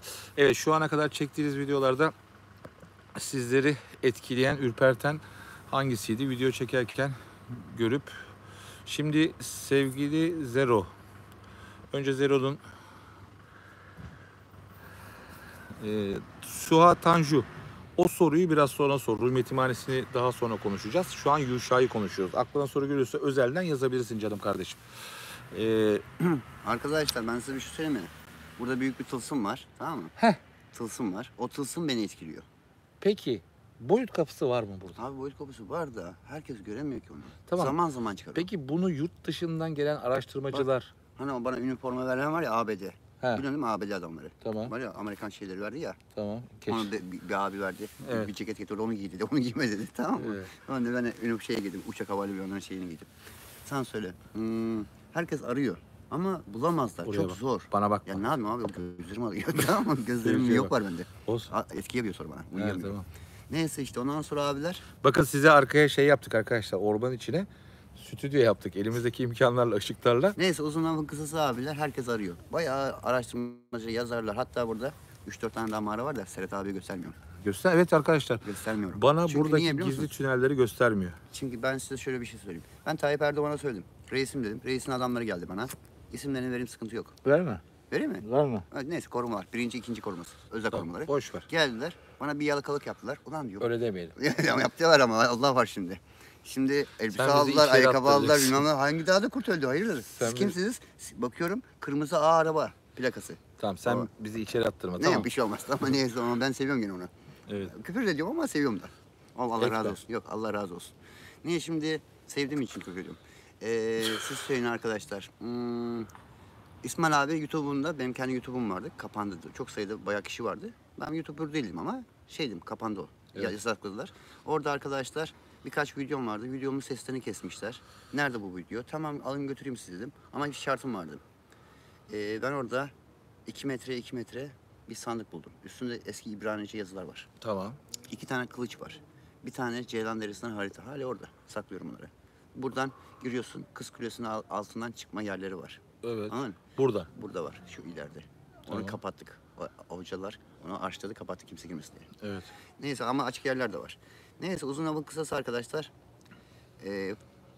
Telefonlarıyla telsizleri arabada bırakın dedim. Silahınızı alın dedim. Koruma polisi ya. Ondan 2 tane siyah poşet aldım Özer'in oradan. Bunları biraz gezdirdim, kapılarına geçirdim bunları. Biraz daha dolaştırdım, soktum içeri. Tamam mı? Hani sana bir atmıştım ya video, gördün mü? Ha. Öyle zaman da parmağıma çivi girmişti. Evet. O video işte. Neyse onlar çektiğimi bilmiyor. Telefonda araçtan çekiyorum. Onları da çekiyorum. Ne olur ne olmaz abi. Başımıza sıkıntı açmayalım dedim. Elimde kayıt kalsın. Tabii. Onlar bilmiyor. Işık tutuyor sanıyorlar. Neyse uzun lafın kısası abi. Onları belli bir yere kadar soktum. Ondan sonra gene çıkarırken kafalarına poşet getirdim, çektim. Çünkü telefon ve telsiz sinyallerini en son takipçiler... Bak bugün tanışmış seninle İbrahim Yılmaz. Ha, kim o? Bilmiyorum, bugün tanışmak nasip olmuş. İbrahim abi. Selamünaleyküm. Öyle diyor. Vallahi. Bugün tanışmak oldu. Arkadaşlar tekrar Yılmaz tekrar kim ya? özür diliyorum. Bilmiyorum, bugün tanışmışsınız, öyle yazdı. İbrahim. Bilmiyorum, öyle diyor İbrahim Yılmaz. Yine buradan İsmail ismini hatırlamıyor. Hatırlıyorum onu Bir vallahi. tane büyük bir çadır getirmişsiniz. Allah razı Yok, olsun. o bayan getirdi onu. Bir bayan hanımefendi çadır getirmiş. Allah razı olsun. Birkaç kişi köpeklerine mama getirmiş. Ne markasıydı? Miço Miço. marka. Mama Bakayım. getirmiş. Ya bismillah. Ondan Sen sonra konuş abi. Kafana takıldıkların varsa soruları ondan cevaplayayım. sonra şimdi arkadaşlar şu an Yuşa Tepesi'nin gizemlerini, Yuşa Tepesi'nin efsanelerini konuşuyoruz. Sevgili 24 yıldır burada ormanda yaşayan İsmail kardeşim yanımda. Birçoğunuz Rum Yetimhanesi'ni soruyorsunuz. Rum Yetimhanesi'ni zaten biliyorsunuz 3-4 tane video çektik, canlı yayın yaptık. Elimizden geldiği kadar görüntüler yakaladık. Peşimize ajanlar düştü, tehditler aldık, para teklif ettiler. Efendim yani birçok şey yaşadık. Gökhan kardeşim sağ ol. Hadi senin mamanın biraz çıktı. Tamam. Ondan Şu sonra abla şey yaptı. evet, Çadır alanı. Söyleyebilirsin. izin verdi mi sana? Sıkıntı yok. Ama şimdi ismini söyleyelim mi? İsmini söyle, soy ismini söyleme. Tamam, sevgili Nilüfer Hanım İsmail'e Gel buraya geldi. büyük bir gelmiş ve Ankara'dan geldi galiba değil mi? Yok, Bursa'dan. Bursa'dan gelmiş ve büyük bir çadır getirmiş. Allah razı olsun. Tabii izni Yayında. olmadan tam kuramıyorum. Tabii. Askeriyeden izin almam lazım. Ona da geleceğiz. Büyükada ile ilgili soru soranlara şunu söyleyeyim. Yani videolarımızı seyrettiniz. Tabii ki uzaktan araştırma. Şu an Büyükada'ya zaten gittiğim an beni takip etmeye başlıyorlar. O yüzden gitmiyorum. Zamanını bekliyorum. Bir nokta var. O noktanın tam yerini bulmaya çalışıyorum. Orayı bulduğum zaman inlerine gireceğiz. Yani sözde rivayet edilen ayinlerin yapıldığı Rum Yetimhanesi, Ayayorgi ve İsa Manastırı'nın arasındaki o tünellerin yerini bulmak üzereyim. Çok da şey vermeyeyim, uyanmasınlar. Ama Büyükada'ya fazla gidemiyorum. Ama araştırmamız devam ediyor. Onu diyecektim. Yuşa Manastırı'nda video çektikten sonra belli bir takım tabii daha gündeme geldi İsmail. Sonra araştırmacılara baktım ki evet, Hazreti İsa mesela geçen gün şöyle bir bilgiye ulaştım arkadaşlar. 1-1,5 aydır benim videoyu izledikten sonra bir grup, isimlerini vermek istemiyorum, ciddi bir grup araştırmaya başlıyorlar ve yurt dışında İsa Aleyhisselam'ın Yuşa Tepesi'nde bir resmini, bir tablo, yağlı boya tablosunu buluyorlar. Bir ne diyorlar o koleksiyonerde.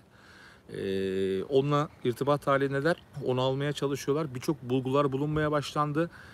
Tabii Hristiyan dünyası bunu kabul eder mi etmez mi? Kimi inanışa göre ilk Kabe'nin İstanbul olduğu söyleniyor zaten. Yüzyıllardır böyle bir şey var. Neden zaten İstanbul bunlar için çok değerli? Tüm dünya için İstanbul çok değerli bir. Bunu artık hepimiz biliyoruz. Ama yine videonun canlı yayının başında söylediğim gibi 19 Mayıs Atatürk Anma Gençlik ve Spor Bayramı'nı bugün bizlere, gençlere, artık biz genç değiliz, gençliğe armağan eden Türkiye Cumhuriyeti'nin kurucusu Mustafa Kemal Atatürk'e, silah arkadaşlarına ve en önemlisi bu uğurda bugün şu an canlı yayınımızı yapmamıza sebep olan şehitlerimize binlerce şükürler olsun. Onlara selam olsun. Mekanları zaten cennet. Bizleri de inşallah onların komşuları olmayı nasip etsin. Çok zor ama olsun. Yine de Rabbime dua edersek olur. Vito'cum çok teşekkür ederim. Bulabilirsem tamam. Sağ ol, var ol. Şimdi arkadaşlar bazı şeyler buldum burada. Tamam. Hazreti İsa ile ilgili yazılar. Tamam. Resimler buldum. Ben şöyle bir şey arkadaşlar. Ben kendi internet sitemi söyleyemeyeyim de Facebook'u söyleyemiyorum. Evet. Saklama yerim yok telefonum. Çünkü kaybolur, silinir Tabii. bu yazı. Evet. Gösterebilir miyiz? Göster şöyle ekrandan. Hangisi? Arkadaşlar belki görürsünüz. HP yazıyor ya. Parlak Şöyle mi olsun. tutayım? Şu an gözüküyor mu?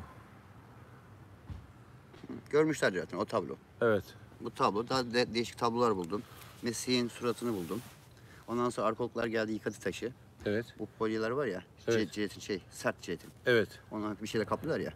Onu aldılar, koydular. Üstüne havlu çektiler. Böyle baktılar kabartması nasıl diye. Boyalar sürdüler. Ondan sonra aldılar, imza attım ben oraya. Gitti Ankara arkeolojisi götürdü onu. Bir de Müze şey götürdü. buldu İsmail. Hı.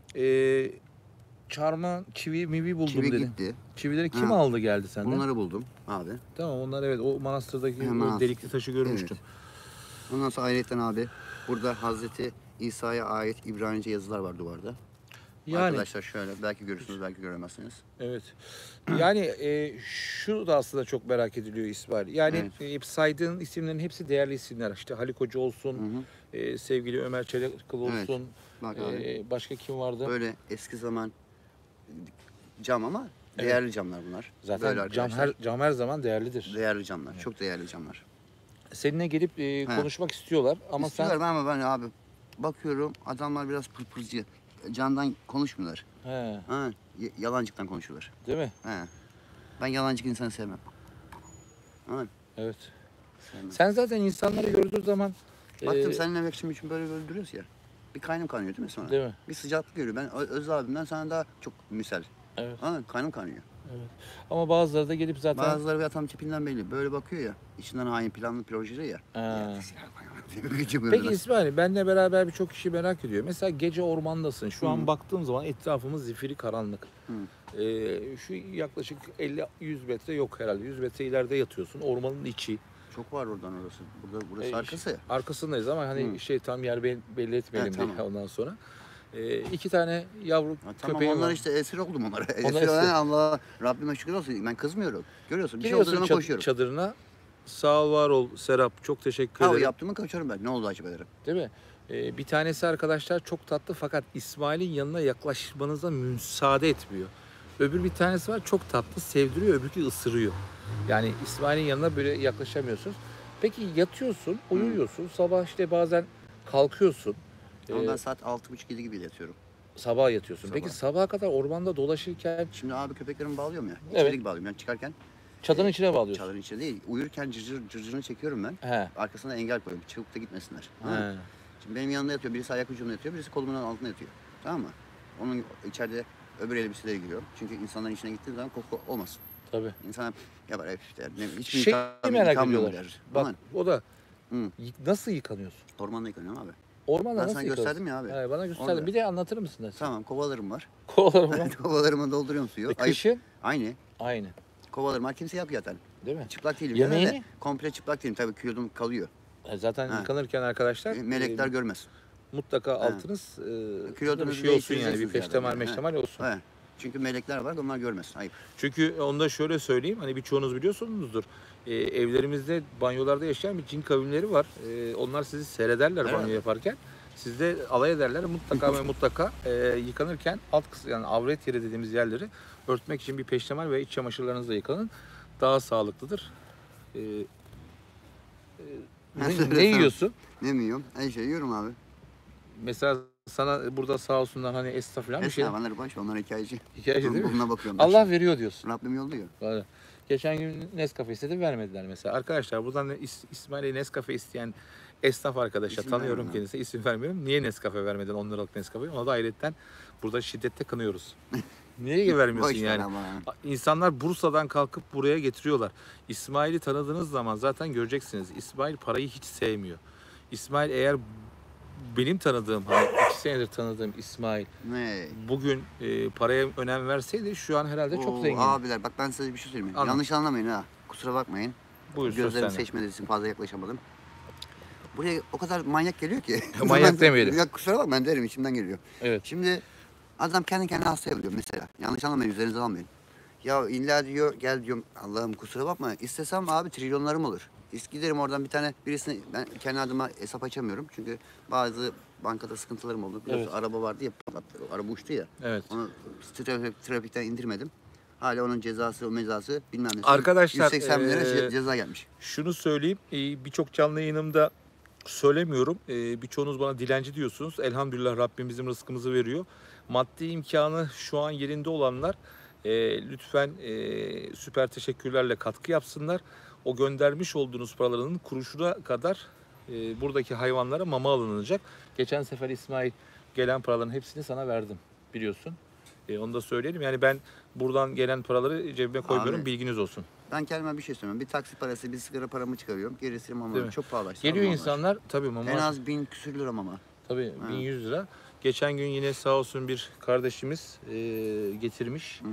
Sağ olsun var olsun. 2 kişi getirdi. Evet. Şimdi yine kim getirdi biliyor musun abim? Bugün İsim İbrahim vereyim mi? Yılmaz gelmiş seni görmüş. İbrahim Yılmaz değildi ya o. Bugün işte adam yazdı ben İbrahim Yılmaz. Yok, Arkadaşlar yine arkadaşlar, söylüyorum. İbrahim Yılmaz diye birisi yok kayıtta. Yorumlarınızı okumuyorum. İsminizi söylemiyorum diye lütfen gönül koymayın. Bak arkadaşlar, bak ben böyle şimdilik gene geçeceğim size de. İbrahim Yılmaz diye benim rehberimde kimse yok. Peki bir daha bir şey söyleyeyim. Bak abi burada, gel buradan kendin bak. Tamam. Bu bakalım. abla var, Nilüfer abla var. Tamam. Birkaç kişi var. Şey var, hani bayrak Bu abi var abi. Cihangir'e benzeten bir tek ben miyim? Mersin'i Cihangir'e. Enes Yok, abi Kaya gelecekti. Çilin- Enes abi gelecekti, gelmedi. Deniz abi gelecekti, gelmedi. Tamam. Önemli değil. Ha. Kaya Çilingiroğlu'na benzetiyorlar. Neyse, sıkıntı yok. Arkanda bir çocuk var, siyah varlık. İsmail senin çocuk mu arkandaki? Nerede yazıyor? Arkanda varlık Kim var. diyor Öyle, onu? öyle yazıyor. Gel bakayım hemşi o. Şimdi Allah'a ekber. diyorsun ki çadırdayım, mutluyum, Ben ormandayım. huzurluyum be abi. Arkadaşlarım var. Parayı sevmiyorum. Ben fazla para. Karnım doysun yeter. 50 lira 100 liram olsun Aa, diyorsun. yeter, o çok Oo. elhamdülillah. Elhamdülillah diyorsun. Yoksa diyorsun parayı Abi ben sevseydik. sana şöyle diyorsun, trilyonun da olsa yemek yiyeceksin değil mi? Evet, Yarım ekmek yiyeceksin, doyacaksın. tabii. Fakir de olsan yarım ekmek yiyeceksin. Evet. Değil mi? Kim açlıktan ölmüş, kimse ölmemiş. Kimse. Ha. Allah herkesin rızkını Ha. veriyor. Rızkın ne zaman durduysa o zaman anla ki öleceksin yakın. O zaman şöyle yapalım İsmail. Ha. Yayına yeni gelen arkadaşlar, Sen konuş, konuş. Yuşa Tepesi'ndeyiz. Yuşa Tepesi'nin sırlarını dilimiz döndüğünce bahsetmeye çalışıyoruz. Yuşa Tepesi'nde 24 yıldır Ha, Yuşa şuna- Tepesi'nin şuna boyu... emin olsunlar. Mesih'in ruhanileri hep burada. Burada değil mi? Değil mi? Çünkü Mesih burada. bak arkadaşlar, ben şimdi göstermeyecektim ama hadi göstereyim. Normalde ben yasak bunları göstermem. Hemen açacağım, tamam mı abi Serhat abi? Açacağım, ilkten sana Ben de o sırada göstereceğim. soru okuyorum. Yuşa Tepesi'nde sohbet ediyoruz. Yuşa Tepesi'nde Golgota Tepesi mi? İsa Aleyhisselam burada yaşadı mı? Hala tüm Şimdi bak, dünya Sen sor. Görebiliyor musun? Bu Hakan Yılmaz Çepi. Tamam, Yazar. evet. Çünkü her zaman gelir yanıma. Orada suratını kapatmıştım. Tamam. Hadi değerli arkadaşlar açayım. Açma. Açmayacaktım ama bak bu dedi. Her Evet. zaman benim yanıma gelir. İsa'ya benziyor değil mi? İsa'yı görmedim ki. Yani şu anki. Ben sana tablosunu göstereceğim. Tam Kayıtlı. göstermeyelim. Bakın işte böyle. Bu kadar yetiyor, tamam mı? O sır. Yani Bu deli. şimdi bir iki tane soru var. Şener Tekçi teşekkür ederiz. Sağ olun, var olun. Normalde size Ee, göstermeyecektim ama Dediğim olsun öyle. gibi bu canlı yayında göndermiş olduğunuz süper teşekkürler, maddi katkılarla buradaki İsmail'in yanında yaşayan köpeklere mama alıyoruz. Bir kuruşunu bile cebimize koymuyoruz. Buna emin olun. Yuşa Tepesi'nde Abu Hayat suyu veya pınar olan yeri İsmail buldu mu? Beyaz Çeşme abi. Şimdi Abi Buradaki. Hayat suyunun burada olduğu rivayet ediliyor. İşte Hazreti Hızır Aleyhisselam'ın İki çınarın ortasında. evet 1950 yapımı. buldular mı diye soruyorlar. Onu buldular. Ama az akıyor. Az akıyor. Herkese vermiyorlar. Şimdi peki mesela Buradaki yazanlar da sen diyorlar ki onun depo var ya, depodan Evet. az geliyor, inci geliyor çünkü çok az birikiyor. Bir iki haftadır birikiyor oraya ancak ama kim tadı içiyor bozuk. onları? İnsanlar gelen beyaz çeşme var ya şurada. Hı. Tuvaletin yanında beyaz çeşme var ya, o işte. Buradaki hepsi sular hükümet suyu. Buranın Ama eski tek o. adı da biliyorsunuz Devler Tepesi.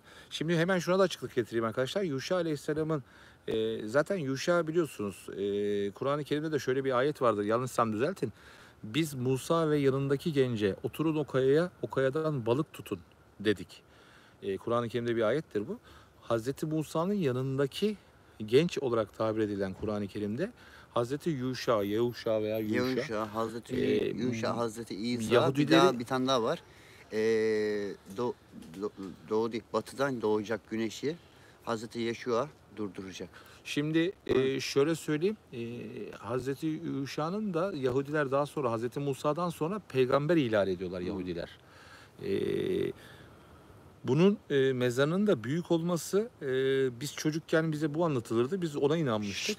Hurafeler bunlar, hani boyu çok uzunmuş diye. Hayır, mezarının yeri tam belli olmadığı için arkadaşlar o kadar büyük bir alana kabrini yapıyorlar. Ve yüzyıllardır bu kabirde cehennemin anahtarı, değil mi? Cehennemin anahtarının cehennem olduğu, anahtarı da var da başka şifrelerin şeyler de var. olduğu Şifreleri var zaten. anlatılıyor. Yani arkadaşlar belki gelebilirler buraya. Ben bir sır vereyim bunlara. Evet. Bazı yazarlar saptırıyor onu, buraya gelenler.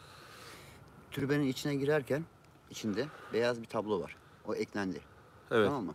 Dışında bir tane yeşil var. Yeşilin tabloya baktığın zaman soldan ikincisi alttaki. Evet. Ve bir şeyimiz yazdı. Hazreti Musa ile Hızır Aleyhisselam da bu tepede buluşuyorlar. Hızır Aleyhisselam bu. Ben rüyamda görmedim bunları ama ben Söylemediler gördüklerimi mi söylüyorum. sana? Bana Ben söylediler. başka şeyler söylüyorum. Burada da söylediler. Evet. Ben arkadaşlar kusura bakmayın. Tamam çocuklar. İsmail'le konuşurken biraz böyle şey oluyorum, gülesim geliyor. Hakkınızı helal edin. Erde çok teşekkür ederim. Sırtımı da sıvazladı. Tamam, mesaj geldi. Yuşa peygamber aslında İsa Ya, peygambermiş. bismillah. Yok, şöyle söyleyeyim. Bildiğim kadarıyla Her Konu TV, Yuşa peygamber Kur'an-ı Kerim'de hani biz Musa ile o gece oturun o kayadan balığı tutun ayeti vardır. Tam şu an hatırlamıyorum, Allah affetsin. Bilenler düzelsin. Yuşa Hazreti Musa'nın yanındaki o genç, Yahudilerin daha sonra Hazreti Musa'dan sonra peygamber olarak gördüğü birisi. Şöyle söyleyeyim size, evet büyük gizemler var. Tüm dünya Yuşa tepesinde var olduğuna inanılan boyut kapısını araştırıyorlar. Cehennemin anahtarını araştırıyor. Feneri al istersen. İsmail'in köpekleri var. Bu arada tekrar teşekkür ediyorum. Süper teşekkürden maddi destek yollayan dostlar. Hepsi yerine ulaşacaktır. Sağ olun, var olun. Beyaz ve yeşil tablette sireli olarak yazıyormuş. Yuşa Hazreti İsa'ymış. Yani işte dediğim gibi arkadaşlar, biz burada araştırmalar yaparken hemen Yuşa'nın kabrinden aşağıya ormanın içine girdiğiniz zaman askeri bir alandır orası. O askeri alanda Yuşa Manastırı'nı bulduk bir akşam. Sevgili Erkan vardı yanımda, Erkan Sevimli ile beraber. Orada bir canlı yayın yaptık. Daha sonra orada bir video çektik. Yuşa Tepesi'nin gökyüzüne giden bir yeşil ışığı tespit ettik. Bir yine canlı yayında bir takım orkları gördük. Bir takım varlıkların kameraya gölgelerin, silüetlerinin yansıdığını gördük. Daha sonra buraya, ben o videoyu çektikten sonra arkadaşlar buraya birçok araştırmacı gelmeye Ben başladı. sana bir şey söyleyeyim. Aşağıda manastırda El Fener'in yanından ufak böyle Hı, şey ork geçti işte. ya. Evet. Peri gibi. Evet. Ayakları kanatları vardı, kafası vardı. Evet. Onun arkasında da duvarın arkasında insana benzer bir gölge var ya. Evet. Orada yatan bir tane mezar var. Onun mezarı bir ara gündüz geldi mi göstereyim. Ben şeyi çözemiyorum mesela. Bir mezarda 4 tane ceset, bir tanesi de yanında tersine. Bizim Özer var ya. Ayıptır sorunuz, kusura bakmayın. Benim Özer İsim vermeyin. Olsun, verdik bir kere ya. Ben soy ismini vermiyorum. Özer arkadaşım var. O biraz define işlerine meraklı. Evet. İsmail koş, malzemeyi bulduk. Ben öyle şeyler spor olsun yapıyorum. Geziyorum. Arkadaşlar elime bir attım. Özer lan dedim. Bunun 2 tane deliği var. Bir çıkardım, baktım kafatası. Evet. Allah'a ekber dedim, bu ne? Ondan sonra çocuk sapıttı gitti. Kaçtı. Hasan yazmış, bakalım Hasan ne yazmış? Aa, gitti. Ne gitti? Ekran mı? Hasan'ın yazdığını göremedim. Yanlış bilinmesi isteyen kişiler. Evet arkadaşlar, şunu söyleyeyim. Ben araştırmalarımda hep şunu söylüyorum. Bir yerde bir şeyi gizlemek istiyorlarsa devletler ya o bölgeyi yasak bölge, askeri bölge olarak çevirirler. Anlat. Ya orada yatır var derler, ya da burası cinli, burası perili derler. Korkutmak İnsanları amaçlı. korkutmak amaçlı. Tabii ki devletler biliyorlar. Yani bugün işte hani Vatikan dediğimiz dünyanın en küçük ülkesi. Şunu söyleyeyim. Birçok bilgiye sahip, hala ajanları hala Şimdi dolaşıyor. Abi bak, Hala bilgi topluyor. Onlar tüm dünyada nerede kimin mezarı, hangi kralın mezarı var biliyorlar zaten. 15-20 sene sonra misal en fazla. Evet. Buralar yıkılmaya başladı, görüldü. Evet. Buraları kazacaklar. Bunun altında yerler var. Aklıma geldi bir şey Geçişler söyleyeceğim. var burada. Sen izin çıkar. Ben sana söz veriyorum. Rabbim bugün dünya yarın mahşer. Arkadaşlar da şahit olsun. Ben seni o kadar güzel yerlere götüreceğim ki ama senin lazım abi. Ben kaçak göçek yapamıyorum. Tabii. Gerçek bir işim Şimdi şu var Sana arkadaşlar, hiç- ben yani lafını geçen kesiyorum, sene kusura geliyordum bakma. buraya, Hayal ettiğinden daha fazlası var. bir şey burada. söyleyeceğim. Geçen geliyordum buraya, tomalar duruyordu. Kimseyi Tamam, sokmuyordu. tomalar. Niye duruyordu onlar? Onlar bir olaylar çıkmasın diye. Ama hiç kimseyi de sokmuyorlardı. Tamam, hiç kimse sokmuyor. İkincisi yangına müdahale. Ha, İlk yardım. değil mi? Hı hı. Yani yeni gelen arkadaşlara tekrarlıyorum. Canlı yayınlarda haklarınızı helal ediniz. Mesajlarınızı, yorumlarınızı okuyamıyorum. İsimlerinizi ilk başta sayabildiklerim oluyor. Sayamıyorum. Birkaç soruya cevap verelim. Antarktika kıtası haritada göremiyoruz. Kutuplardan sonra yeni dünya. Evet, yani birçok şeyi gizliyor. Serhat kardeşi İsmail'le bir gece o bölgede İsmail zaten birçok çekim yapıyor arkadaşlar. Ben kendim Bana YouTube'um var atıyor da. da, YouTube'um atıyor var, ben da. sevmiyorum. Ben sadece saklıyorum Fakat oraya. izin vermiyorlar diyelim. Hı. Yani şimdi şöyle söyleyeyim. Mesela yayının ilk başında bir arkadaşımız şunu sormuştu.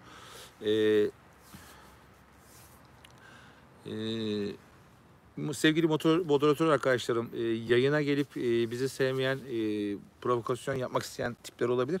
Onların mesajlarını silmeyin. Direkt kanalda gizleyin. Mutlu olmasınlar. Şu var. Burada hakikaten büyük bir gizem var. Ben şu konuda çok mutluyum.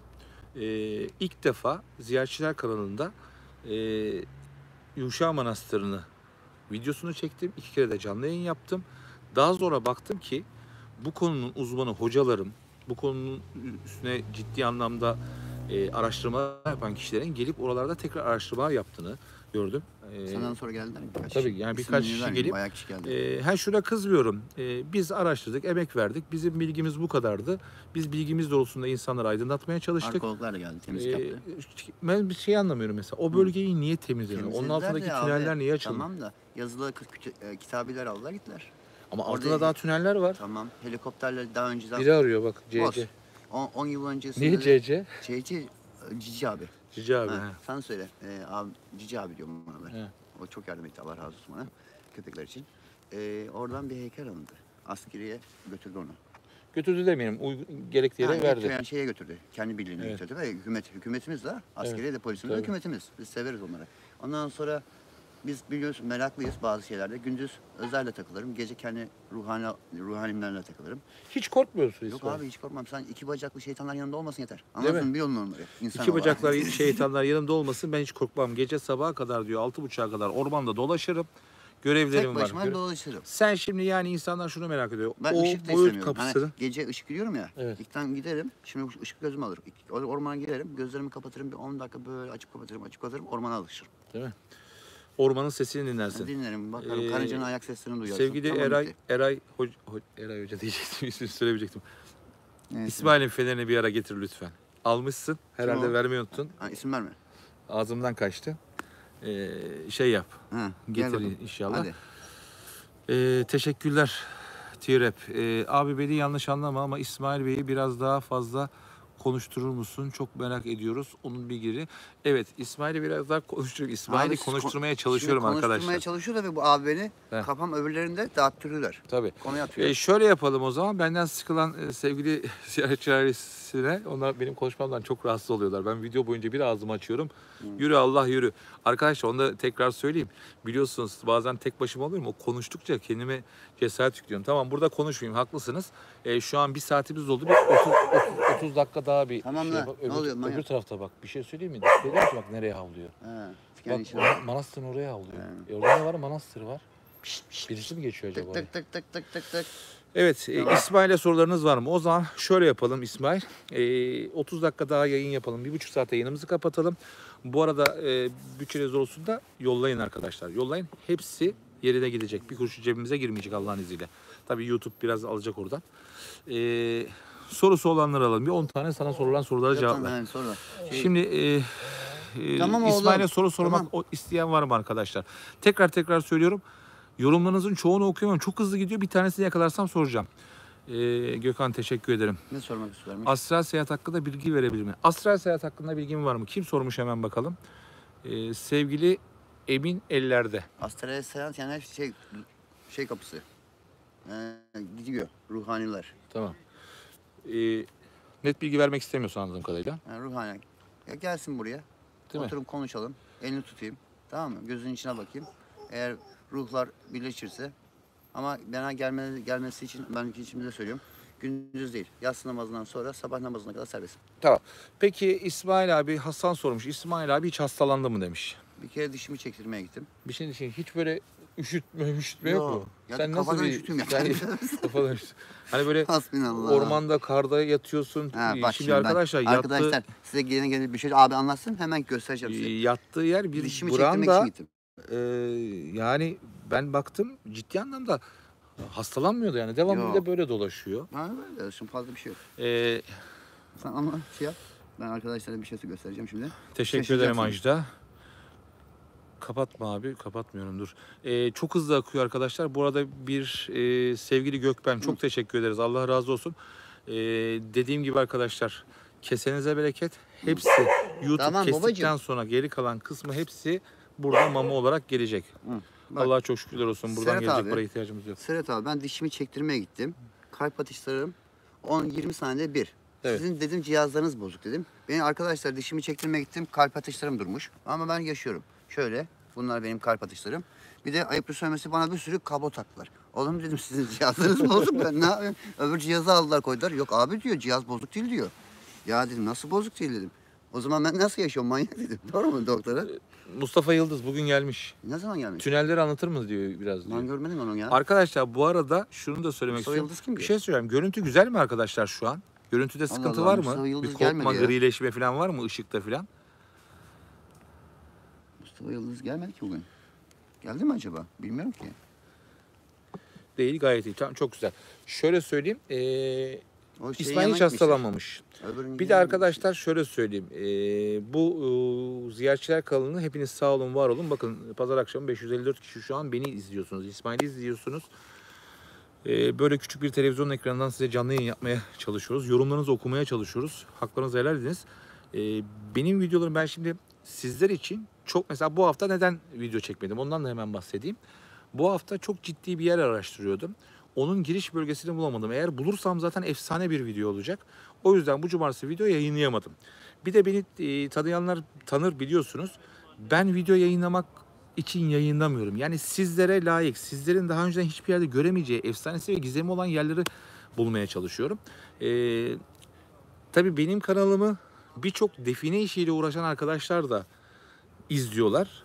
Bana Instagram'dan veya telefon numaramdan biliyorsunuz YouTube'da telefon numaram da var. Oradan dönüyorlar. İsmail kardeşimize de gelip buradaki tünelleri soruyorlar. Sormayın arkadaşlar. İçinde ne var, Bana ne yok? göstermiyor. Bana ne var ne Şimdi yok? Niye sonra almıyorlar? izleyeceğim inşallah. Tövbe Teşekkür estağfurullah. ederim. Birkaç soru daha alalım. Ben Bulgaristan'ı takip ediyorum. Teşekkür ederim Emrah. İsmail abiye sorar mısın? Rüyada cinlerle konuştu mu? Kim sormuş? Evcil Kabera. Ya şu nicklerinize de Abiler, hayranım Ben size arkadaşlar. diyorum ya cinler gözükmüyor. Ruhani olarak onlar. Değil mi? Bedensel yok. Değil mi? Ama insan kılığına girebiliyorlar. Giriyor. Hayvan kılığına İnsan girebiliyorlar. kılığına giriyor da dişi Ya kılığına mesela giriyorlar. Özer mesela. Kadın bayan kılığına giriyorlar. Peki Özer'in burada mesela sen o şeyi biliyor musun? Ben burada yatıyordum ya önceden. Daha önceden. O Özer'in o Dükkanda. kız sesini Kız duyuyordu. sesi. Onu bir anlatır mısın? Özer'in O- işte. He. Arkadaşlar şimdi Özer... Bunu bir dinleyin arkadaşlar, Özer bakın. arkadaşımızla biz burada onların dükkanı var. Babası Özdeli Bey ama olsun. İyi adam. Kalıyoruz. O ayıplı sonra tuvalet yok. Buraya Tuvalet bakıp gene caminin orada. Ona bakalım mı gözlerim sıçıyor. Şuraya bak. Ha, oraya Ekrana bakayım, bak. gözlerim oluyor. Ondan sonra İsmail kalk oğlum dedi. Ne oldu dedim. Ya bir ses geldi diyor. Bayan sesi. Bakar Kaç mısınız? sene evvel? Bayağı oldu abi. Çok oldu. 15 var. Fazla oldu. 20'sine evet. Bunu anlat. Bunu dinleyin Fazla arkadaşlar. oldu. Bu çok önemli. Neyse işte arkadaşlar ben hemen dedim git dedim ben dalga geçmem dedim yattım aşağı. Evet. O zaman yavaş yavaş bana geliyordu metafizik varlıklar geliyordu bana yavaş yavaş. Bir anda gelmediler. Ondan sonra oturdu Özer ben bakıyorum arada şurada oda var. Ulan o manyak nerede oturmuş kendi kendine konuşuyor. Evet. Ulan dedim manyak dedim nereye gidiyor? Ama Özer yanında bayanı görüyor. Bayana ama ben görmedim ilk defa. He. Ondan sonra abi çok güzel bayan. O kendisi de anlatıyor bana. Şöyle diyor arkadaşlar. Abi yüzüne bakmaya He, çay- kıyamıyorum diyor. He. Özer ne yapıyorsun dedim. Misafirim var dedim. Çay ocağını açtı. Çayı pişirdi. Bir yarım saat falan kaynattı suyu. Eski çay değil ama yani bir saatlik çaydı. Ama suyu sıcak olduğumuz içilir gene. Değil mi? Neyse 2 bardak götürdü oraya. Özer bir resmi var dedim. Sen dedi uyu dedi. Değil mi dedim uyuyorum dedim. Sen burada yatıyordum. Ondan sonra arkadaşlar konuştular, muhabbet ettiler. Ama tam seslerini bilmiyorum, duymadım ne olduğunu, ne konuştuğunu. Ondan sonra Özer geçti bir yukarı abi bayağı zaman. İsmail diyor, kız gördüm diyor. Ne kızı dedim. Tamam mı? Kimseyi görmedim. Yok Özer, İsmail diyor, kız vardı burada. Çok güzel. 10 numara bir kız vardı. Ondan sonra yukarı gitmiş, kaybolmuş bir anda. Sana da söyledi zaten. Ben evet. bu kadarını biliyorum. Arkadaşlar diyor ki abi diyor kızla oturdum diyor yüzüne bakmaya kıyamıyorum diyor. Ben diyor uzun zamandır diyor duyduğum bir kız böyle çocuk ağlama sesi vardı diyor.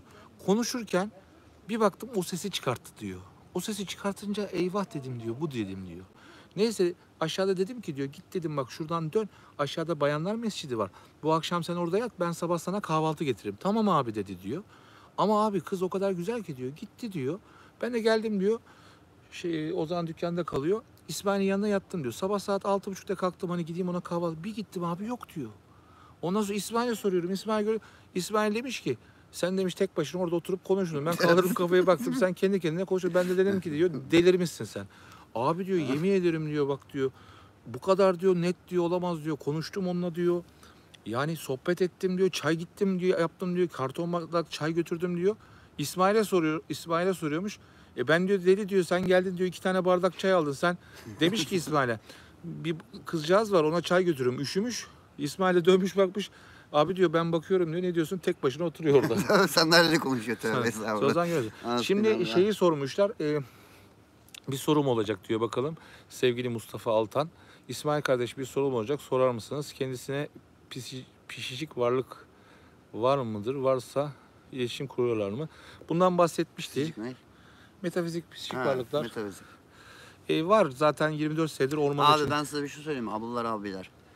Ya ben doktora da götürdüm kendimi. Ben galiba kafayı sırttırıyorum dedim ya. Evet. Yok böyle bir şey. Tamam mı? IQ'm yükseliyor işte. IQ var ya yüzde bilmem kaça kadar Evet. fırlıyormuş.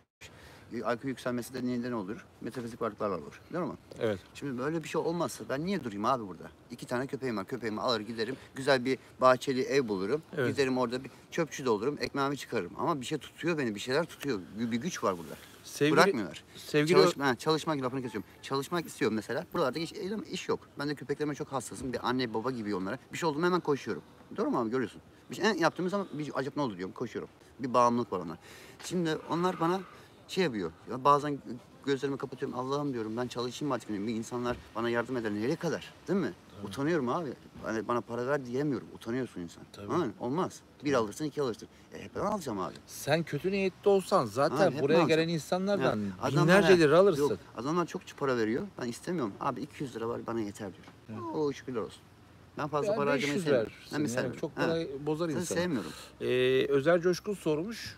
Ne sormuş? O soruyu Yahya Efendi'den haberin var mı? Biliyorsunuz arkadaşlar Yahya Efendi de burada kafası Beşiktaş'ta. kesildi. Beşiktaş'ta Yahya Efendi'nin kafasının burada kesilerek idam edildiği söyleniyor. O konu hakkında bilgin var mı? Üsküdar'daki Mahmut Hüdayi Hazretleri geldi çok rüyama. Oturduk konuştuk bazı şeyler sır. Bugün dünya yarın mahşer. Çünkü yeminliyim. Mahmut Hüdayi Hazretleri ne dedi sana? Mahmut Hüdayi Hazretleri ondan sonra konuştuk. Geldi çadıra abi. Nazım Kıbrıs Hazretleri. Evet. Akbaba köyündeki. Efendi Hazretleri geldi. Mahmut Efendi Hazretleri. Mahmut Hüdayi. Mahmut Hüdayi Hazretleri geldi. Oturduk konuştuk muhabbet ettik. Bekle evlat dedi. Bekle sakın sabret dedi. Az kaldı dedi. Mehdi seninle gelecek. Mehdi doğdu dedi. Seni Mehdi biliyor dedi. Zaten Hristiyanlar Şu an şuna abi, inanıyor. evet. Yani Şu an lafını Hazreti... kesiyorum. O, ben seni götüreceğim. Hani güzel bir şey olsa mı? Hani Tayyip Baba'nın adamlar geldi ya. Tamam isim Ha, vermiyor. mesela 2 tane kılıç, bir tane Ceylan Deresi'nden harita, bir tane sanduka var. Sanduka İbranice yazıyor. Evet.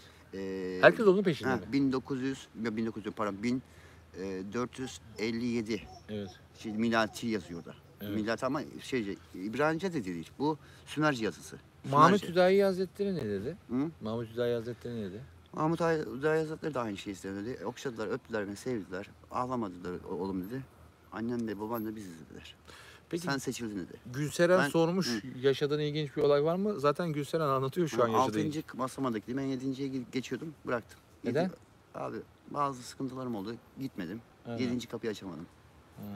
Oğlum dediler. ondan Birisi sonra- sormuş Hı. mesela boyut kapısını görüyor musun? Boyut- Yerini biliyor musun? Abi ben tam sır vermeyeyim. Buralarda bir yerde.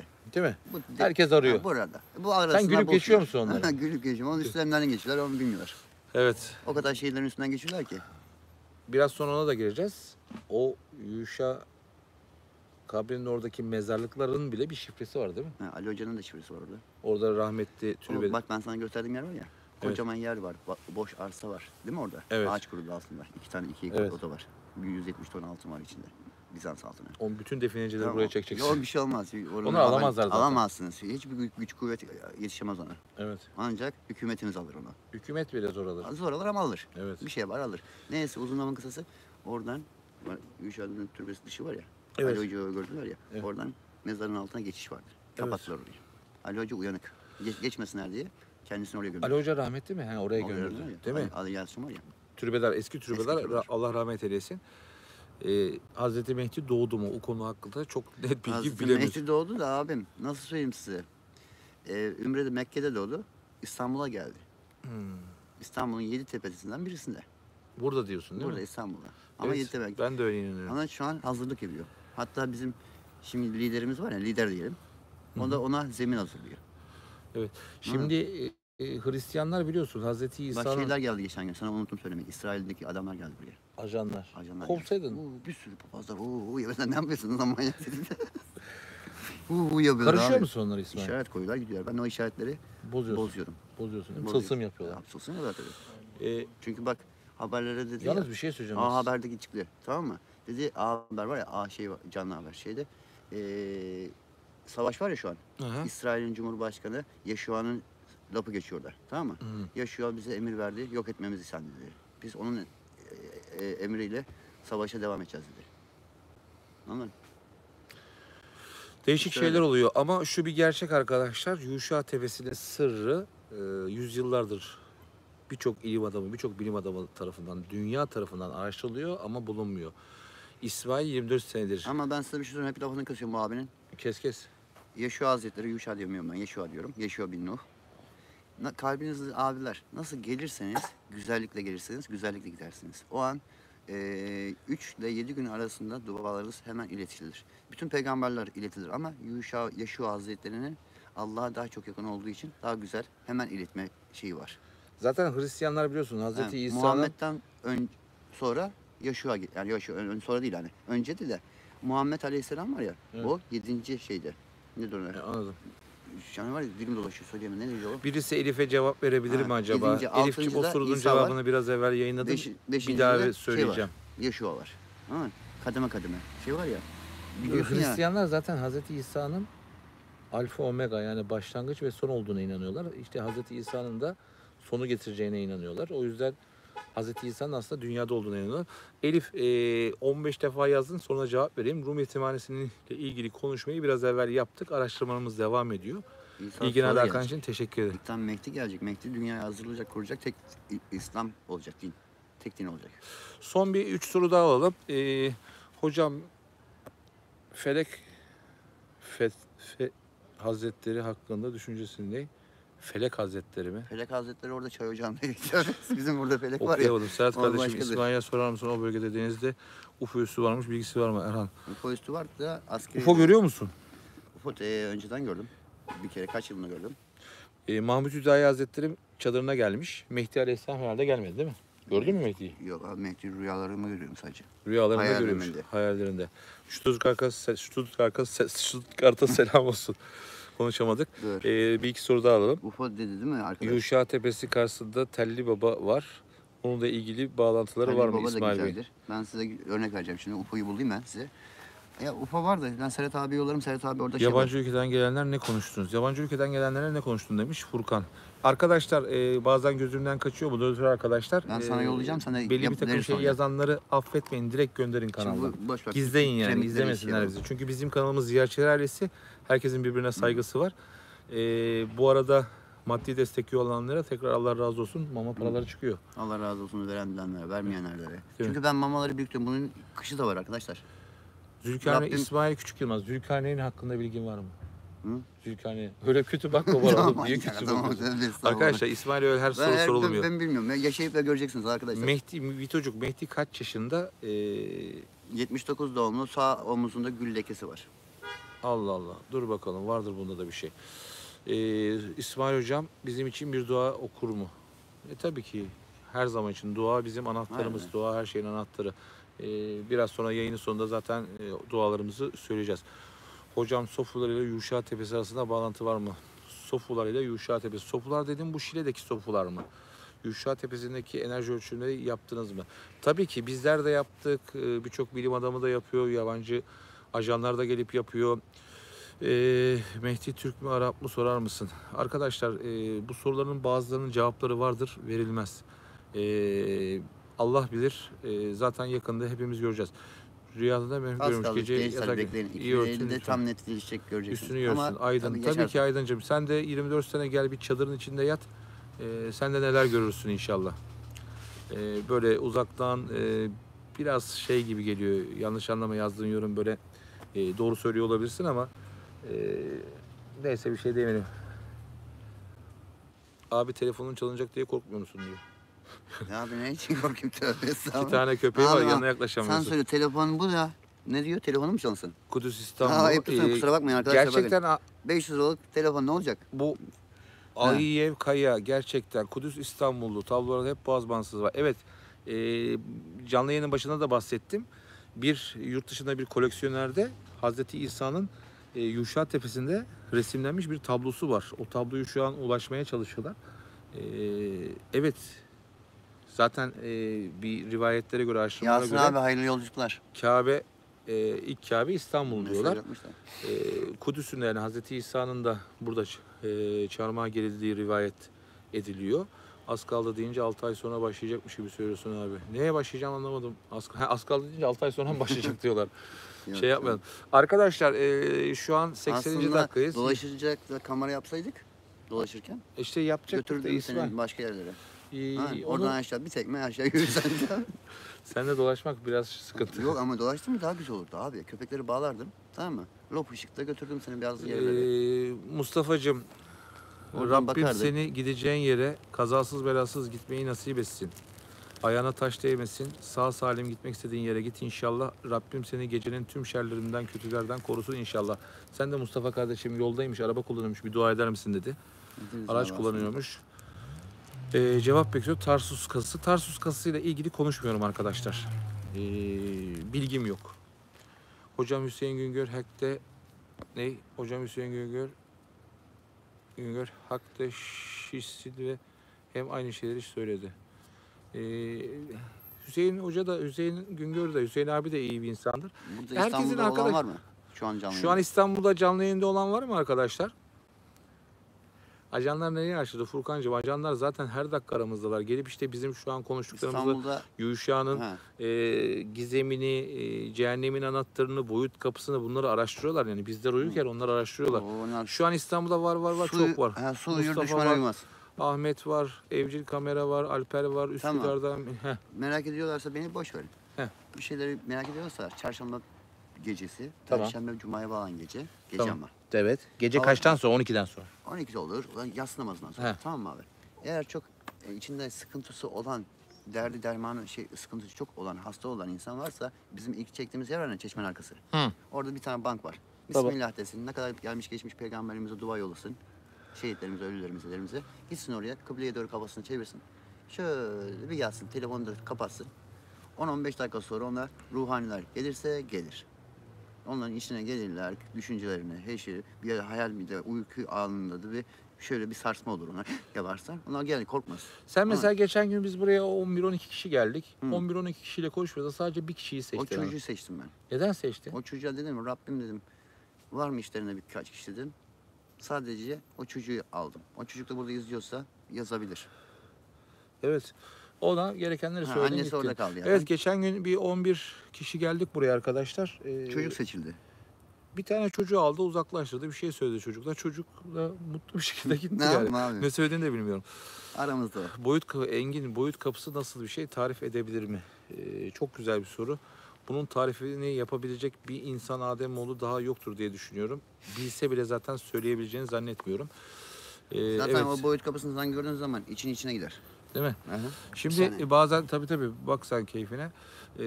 Evliya Çelebi'nin bahsettiği, gelip şu cadıları görün dediği yer Yuşa Tepesi. Evet, doğru, Evliya Çelebi'nin dediği.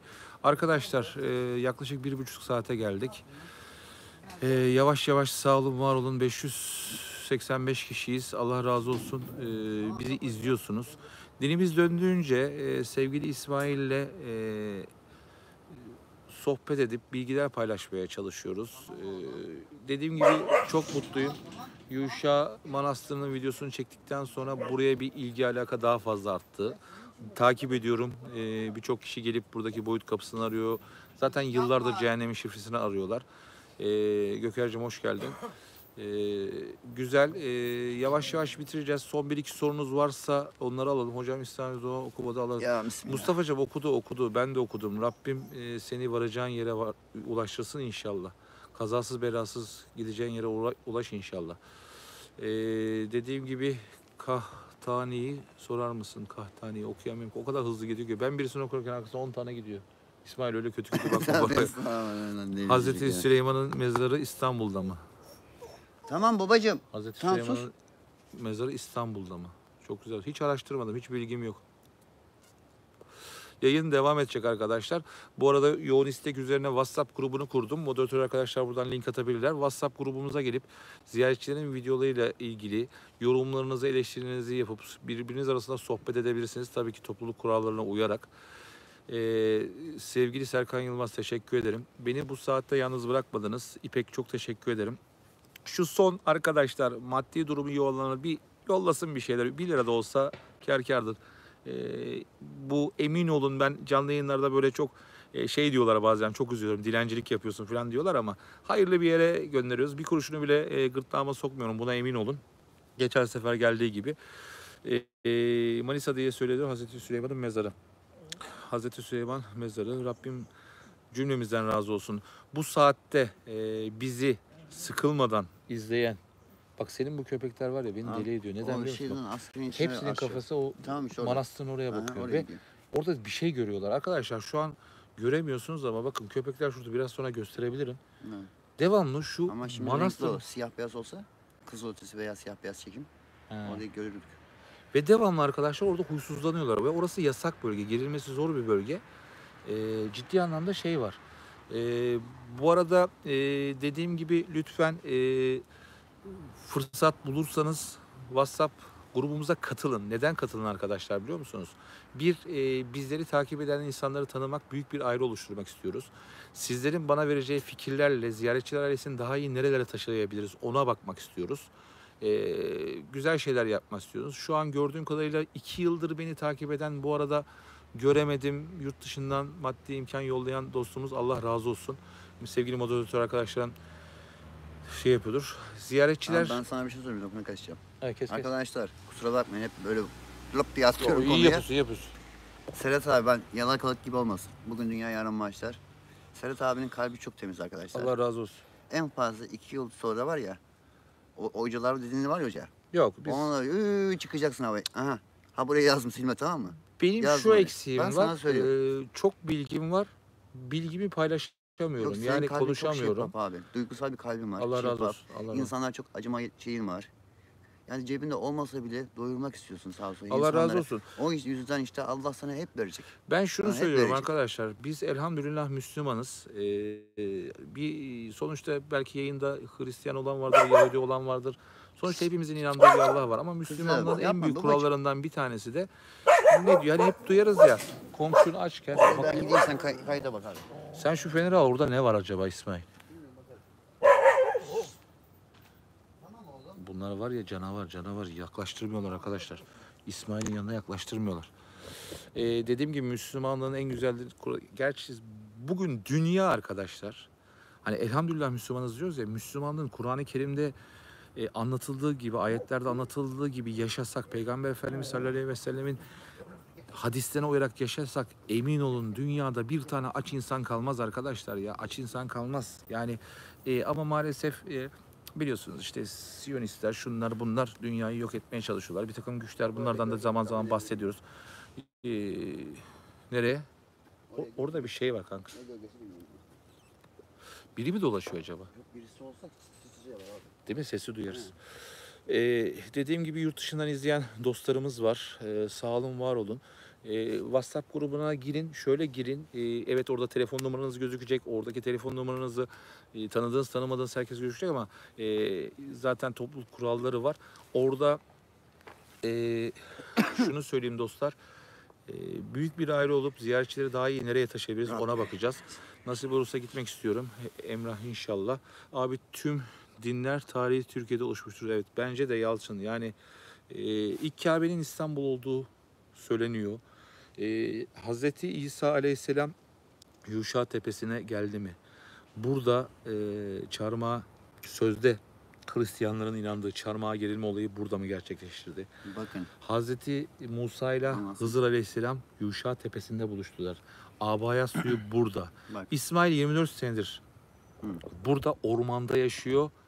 Ben Ee, genç olabilirim ama ben kendimi 500 yaşında hissediyorum abi. Değil mi? Hı, çünkü daha önceki yaşantıları görüyorum. Mahmud Hüdayi Hazretleri çadırına geldi. Efendilerimizin, daha önceki peygamberlerin yaşantılarını görüyorum. Rüyalarımda görüyorum. Bazı şeyleri sana söylüyorum. Evet. Buradakilerini söyleyeyim. Şimdi bir insanların diyelim de yaşanmış insanların geriye dönmek istiyorsunuz. Hiçbir şey düşünmeyin. 2 rekat namaz kılın. Allah'ım yarabbim nasıl oldu diye. Ben hiçbir şey istemiyorum. Yalnız peygamberlerimiz nasıl yaşamış? Onları merak ediyorum. Savaşlara katılıyorum. Daha önceki savaşlara abi. Evet.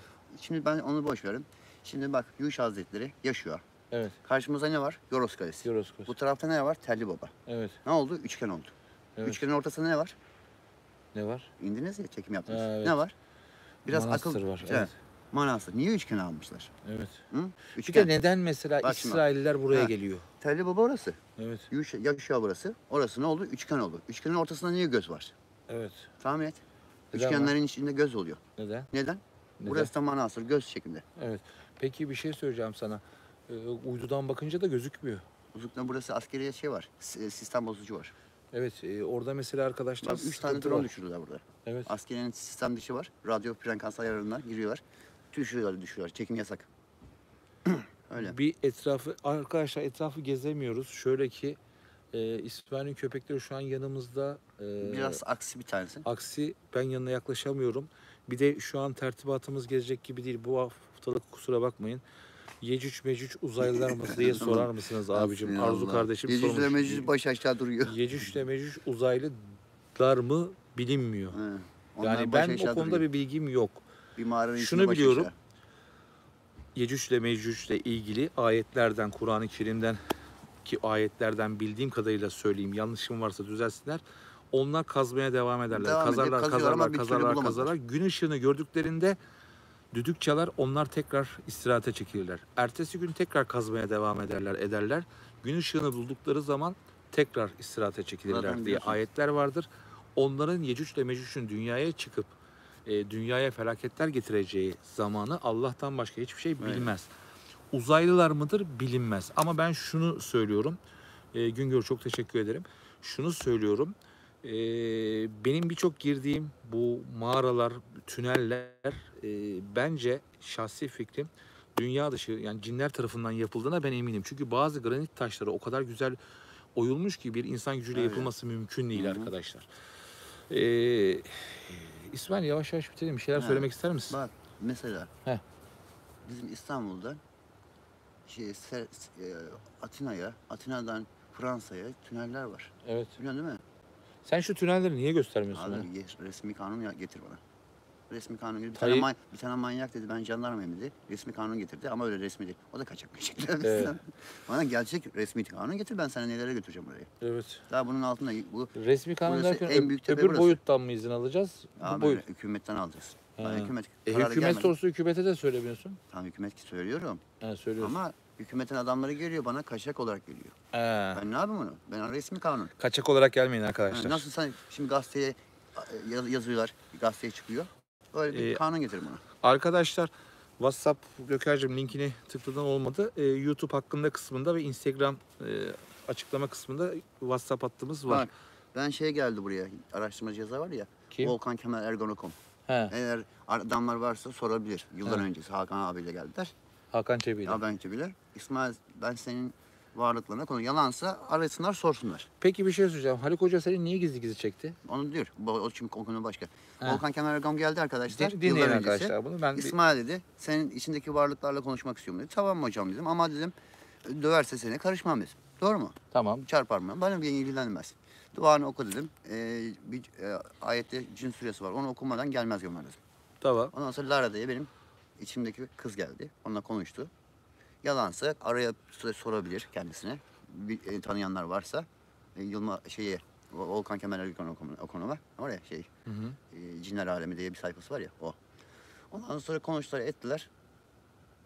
Tamam mı hocam dedim. Konuştunuz mu? Ben zaten orada gidiyorum yani bayılıyorum ben. Hı hı. İşte ruhani olarak gidiyorum ben. Ondan sonra konuştular ettiler. Ondan sonra başladı bu gelmeye. Hocam dedim tamam yeter daha gelme. Sıkıldım abi sıkıyor çünkü. Değil mi? Çok sorular soruyor. O da soruları maddiye çeviriyor. Maddi çevirmeyeceksin. Bir de arkadaşlar şu var bak İsmail sana şurada katılıyorum. İsmail'le biz sohbet ediyoruz. Birçok araştırmacı yazar geliyor. Yani ciddi anlamda kitaplar çıkartmış kişiler gelip İsmail'e fikir alıyorlar. Ya, Ya özellikle niye benden alıyor? Başkasından alsınlar bari biraz da. Çünkü Allah Allah tövbe 24 estağfurullah ya. senedir buranın bekçiliğini sen Ha, yapıyorsun. manyak Yani ormanda diyorum. sen Ne işiniz yaşıyorsun. var benim yanımda? Şimdi şunu anlamıyorum. Tamam. Bak, orada bak hepsi oraya bak. Ha, orada gölge var. Orada şunu ben kızıyorum arkadaşlar. Yani tabii ki bilgi toplayacaksınız. Onunla biz de mesela bir yere giderken o köydeki en yaşlıyı buluyoruz, konuşuyoruz. Gencini buluyoruz, konuşuyoruz. Doğru mu değil mi bunu tespit ettikten sonra size video çekmeye gidiyoruz. Fakat şuna kızıyorum. İnsanların emeklerini çok çabuk harcıyorsunuz. Yani mesela şunu yapabilirsiniz. Ben mesela ne diyorum işte bir yer bulurken soruyorum yani senin ismini vereyim mi? Senin sayende bulduğumu.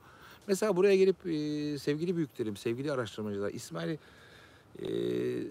bilgiler alıyorsunuz ama en azından küçük bir yerde de sevgili İsmail'e teşekkür edin. Yani bunu yapmıyoruz. Biz insanoğlu çok nankörüz. Biz insanoğlu hakikaten çok egoluyuz, çok kibirliyiz. Ben mesela birçok işte WhatsApp grubuna gelenlere şunu diyorum işte. Egonuzu ve kibirinizi dışarıda bırakın. Burada bir aileyiz. Hepimiz birbirimize saygımız. Ben de bazen kibire, egoya kapılabiliyorum. Eminim sen de kapılıyorsun. Çünkü şeytanın en çok sevdiği şey kibirdir, egodur. Şimdi Her zaten şeyi biz biliriz zannederiz. ismini Arkadaşlar vermeyeyim. her şeyi biz bilmeyiz. Her şeyi bilen hiçbir şey bilmez. Buna emin olun. Nefsimizi terbiye etmenin de tek bir yolu vardır. Dua. Allah'a ne kadar yakın olursanız nefsinizi o kadar terbiye edersiniz. Buyur İsmail'ciğim. Öyle kötü bakma Ha, bana. sen söyle. Beni birisi ismini vermemi sen biliyorsun onu. Tamam. Peşime takıldı. Sanki şu an ajanlık gibi. Tamam dün akşam Evet. ismini söyleyeyim onun. Yasin abi var ya. He, seninle Yasin, görüştüğüm Yasin küçük. selam olsun. Ee, Yasin Ankara'dan kalkmış buraya gelmiş Evet. dün akşam. Dün akşam da İsmail'in yanından beni aradı sağ olsun var olsun. Ona da tanışmak telefonda nasip oldu. adamcağız direkt gelmiş buraya ailesiyle Evet. birlikte. Beklemiş de ben O de da uyuyup- şuna inanmış. Ben 6.30'da yatıyorum. O da 9'da geldi. Ulan diyorum ne manyak bunlar diyorum. Niye bağırıyorlar diyorum. Ormanın içinden varıyormuş. Deli İsmail, Deli İsmail. Şimdi neyse uzun lafın kısası. O da senin yüzünden her yerde Deli İsmail Yani yazıyor. Deli İsmail ha, lakabımız var abi. Beni emniyetten bilmem ne kerçi herkes Deli Onu İsmail tanır. soracaktım. Sordular demin ismini unuttum. Tekrar söylüyorum canlı yayınlarda yorumunuzu okuyor muyum ismini sayamıyorum diye lütfen gönül koymayın. Gözüme takılmıştı. Gülşah'da ona dua etti. Jandarma falan sana bir şey demiyor mu ormanda yaşıyorsun diye? Şimdi söyleyeceğim az sonra. Dün akşam Allah rızası için içimden geldi. Gel abi dedim sana bir dua okuyalım dedim. Hem Yeşua Hazretleri ile daha güzel tanış dedim. İnşallah ben bir aracı olurum sana dedim. Onun sıkıntıları var. İnşallah geçecek bu sıkıntılar. Anahtar çıktı ona. Hı. Bu anahtar ulaşacak ona. Evet. Ondan sonra... Onun amacı şeymiş ha, değil mi? Yani o ha, şuna inanıyor. Hı. Seni canlı yayını izliyor arkadaşlar ve yolunun buraya gelmesi gerektiğine inanıyor Tamam. herhalde. Yatan dedi ki İsmail abi dedi. Tamam mı? Dostum dedi birkaç tane istek çıktı sana dedim. Ben rica ettim Rabbimden. Yol gönderildi. Ama dedim bir anahtar var ne olduğunu bilmiyorum. O anahtarı da yazmış oraya zaten sana Hı. dedim ya abi anahtar dedim böyle böyle. O anahtarı o söylemedi direkt ben söyledim ama ne anahtar olduğunu bilmiyorum. Araba olur, ev olur, Evet. başka bir anahtar olur. Rabbim bilir. Onu ben bir göremiyorum şu an. Tabii. Sadece iki seçeneğini söyledim. Üçüncü seçeneği de anahtar. Birkaç tane dileği var. Sadece 3 dileği olacak. Allah inşallah herkesin dileklerini nasip etsin. Arkadaşlar bakın çok zor durumdayız. Neyse o anda ismini vermediğim kişi vermeyeyim tamam mı? Siviller geldi. Olsun. İsmini vermeyeyim. Pırt diye geldiler benim yanıma. Öyle bakıyor tamam mı? Ulan ne zaman da hızlı bir dua ettin. Bir Fatiha'yı atan en az 1,5 dakikada okuyorsun değil mi? Vız diye geldi geçti böyle bir de ters ters bakıyor. Acaba ne dolaplar çeviriyor acaba diyor. Tövbe estağfurullah. Onu da biliyorsun sen kim olduğunu. Tabii. Şimdi onu diyecektim. He. Haluk Hoca gizli gizli seni çekiyormuş Kim ya? Ya şaka yaptım ya. Kaçın lan oradan manyaklar ne işiniz var burada? Bir şey söyleyeceğim.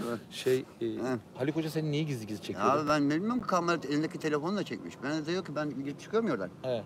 Ben ormana giriyorum. Adam demiş hop dedi. Ne yapıyorsun sen orada? Ben orada yatıyorum dedim. He. Ne yapıyorsun burada dedi. Böyle biraz seninle bir şeyler konuşalım dedi. O zaman hani He. bayağı oldu ama. He. İyi dedim konuşalım gel bazı şeyleri söyleyemem dedim. Yanında aileleri vardı. İşte ne oluyor buralarda? Burayı merak ediyorsan dedim. Gece yatsı namazından sonra geleceksin dedim. Ama Evet. kafayı sıyırma dedim. Ha? Gece yatsı namazı biraz evvel okundu. Ha, Yani kafayı sıyırma dedim. Ondan sonra benden sonra gitmiş. Aradan birkaç gün zaman geçmiş. Diyanet'te bir adam varmış. Evet. Yuşa'yla ilgili bahsetmiş. Yuşa'daki adam da demiş ki ona, hoca. Gece bilinmez ne oldu demiş. Hani benim Evet. söylediklerimin aynısını söylemiş ona. Ondan sonra bu kafayı taktı bana. Ben şimdi Ha. yayından sonra gel şu manastıra inelim mi? Ve Bak bu köpeklerim köpek- var. Ama bak nasıl bakıyorlar Ya oraya. baksınlar abi, bu gölge geçti oraya. Bilmiyorum bir ne gölgesi olduğunu bilmiyorum. Çünkü uzak ya. Biliyorsun ha, işine gelmiyor söylemek. Şimdi şunu söylüyorum arkadaşlar. Yayının sonunda tabii ki dua edeceğiz. Allah razı olsun. Üşüdüm İsmail. Dondum İsmail. İsmail senin yanında belli bir... Arkadaşlar bakın İsmail'in yanına gelin. Şu Üşüyor an musun gerçekten? belli bir mi? zaman... Yok verme. İsmail. Şunu söyleyeceğim. Bakın bunu deneyin. İsmail'in yanında oturun. İsmail'in yanında belli bir zaman sonra buz gibi oluyor her yer. Bakın inanın şuraya yayına başlarken hava çok sıcaktı. Buz gibi oluyor. Oturmakla falan alakası yok. Tabii ki dua edeceğiz. Yayında emeği geçen herkese teşekkür ederiz. Ferdi Kellegöz teşekkür ederiz. Hepinize ismini sayamadığım tüm dostlara şunu söyleyeceğim. Yarım kaldı. Zaten şu an o kadar kötü bir dünyadayız ki, dünyada o kadar kötü şeyler oluyor ki üzerimize oynanan oyunlar hala devam ediyor. İstanbul'u Allah razı olsun. Vallahi rahatladım. İstanbul'u dua edeceğiz tabii ki. Şu an İsmail sağ olsun bana dua etti. Allah razı olsun. İsmail burada 24 senedir. Burada ormanda. Burada kendine ait bir görev olduğunu inanıyor. Yayında bahsetti. Mahmut Hüdayi Hazretleri gelmiş. Birçok dedeyi görmüş. Birçok evliyayı görmüş. Bir takım şeyler görüyor. Görmek tanımak isteyenler gelsinler. Şu güzel ki ben şuna kızıyorum. Biz burada emek verdik. Manastırı bulduk. Manastırı çektik. Geliyorsunuz. Biz yapmışız, biz bulmuşuz gibi konuşuyorsunuz. İşte bu sizin kibirinizi ve egonuzu gösteriyor. Ben yaptım, ben diye bir şey yok. Biz. Allah izin vermezse hiç kimse bir yer bulamaz. Rabbim bile diyor ki ben demiyor, biz diyor. Biz arkadaşlar bakın geliyorsunuz bu çocuğa fener aldım. Fenerini alıp geri getirmiyorsunuz ya. Ne oldu? Yani orada oy senin gidi uşağımda. Hasbinallah ennazile tövbe estağfurullah. Dostlar dediğim gibi aslında yapmamız gereken şey çok basit. Hoşgörülü olmayı deneyeceğiz. O sinirimizi, o nefsimize hakim olacağız. O kibirimizi, egomuzu bırakmaya çalışacağız. Aslında güzel bir şey var. Herkesi son defa görüyormuş gibi davranırsak, inanın hayat o kadar güzel olacak ki, arkadaşlar devam edin diyorsunuz ama şu an üstünde oturduğum tahta Ya oğlum neyin üstüne Sert- oturuyorsun sen? Gel buna otursana, bu yumuşak ya. O hayır yumuşak değil. Belim ağrıdı. Ana, Dondum. arkadaşlar kusura bakmayın, büyüğüm ha. Ne oldu? Kalk sen oradan. Yaz, Tamam otur hadi otur. hadi lütfen. Bitiriyoruz. Çok oldu. Ha, Baksana 101 tamam, dakika olsun, oldu. otur. 101 dakika. Tehlikeli dakikalar geliyor. Vallahi. Saat Daha var da. 12'ye çeyrek var. Olsun. Tık tık tık tık geldiler mi? Kim o? Kapıyı aç, ben geliyorum. Dediğim gibi son bir hamle yapın. Bir şeyler yollayın. Kendim için istemiyorum. Sonra diyeceksin şimdi bunu da söylüyorum. Ya ben- Şey yazıyorlar bana biliyorsun. Dilenci Biliyorum, misiniz? evet, Allah evet. şahittir arkadaşlar. Buradan şu an yolladığınız paraların bir kuruşu cebime girmiyor. Yani hoşgörülü olacağız. Sizler için 3 sene evvel Ziyaretçiler kanalını açtım.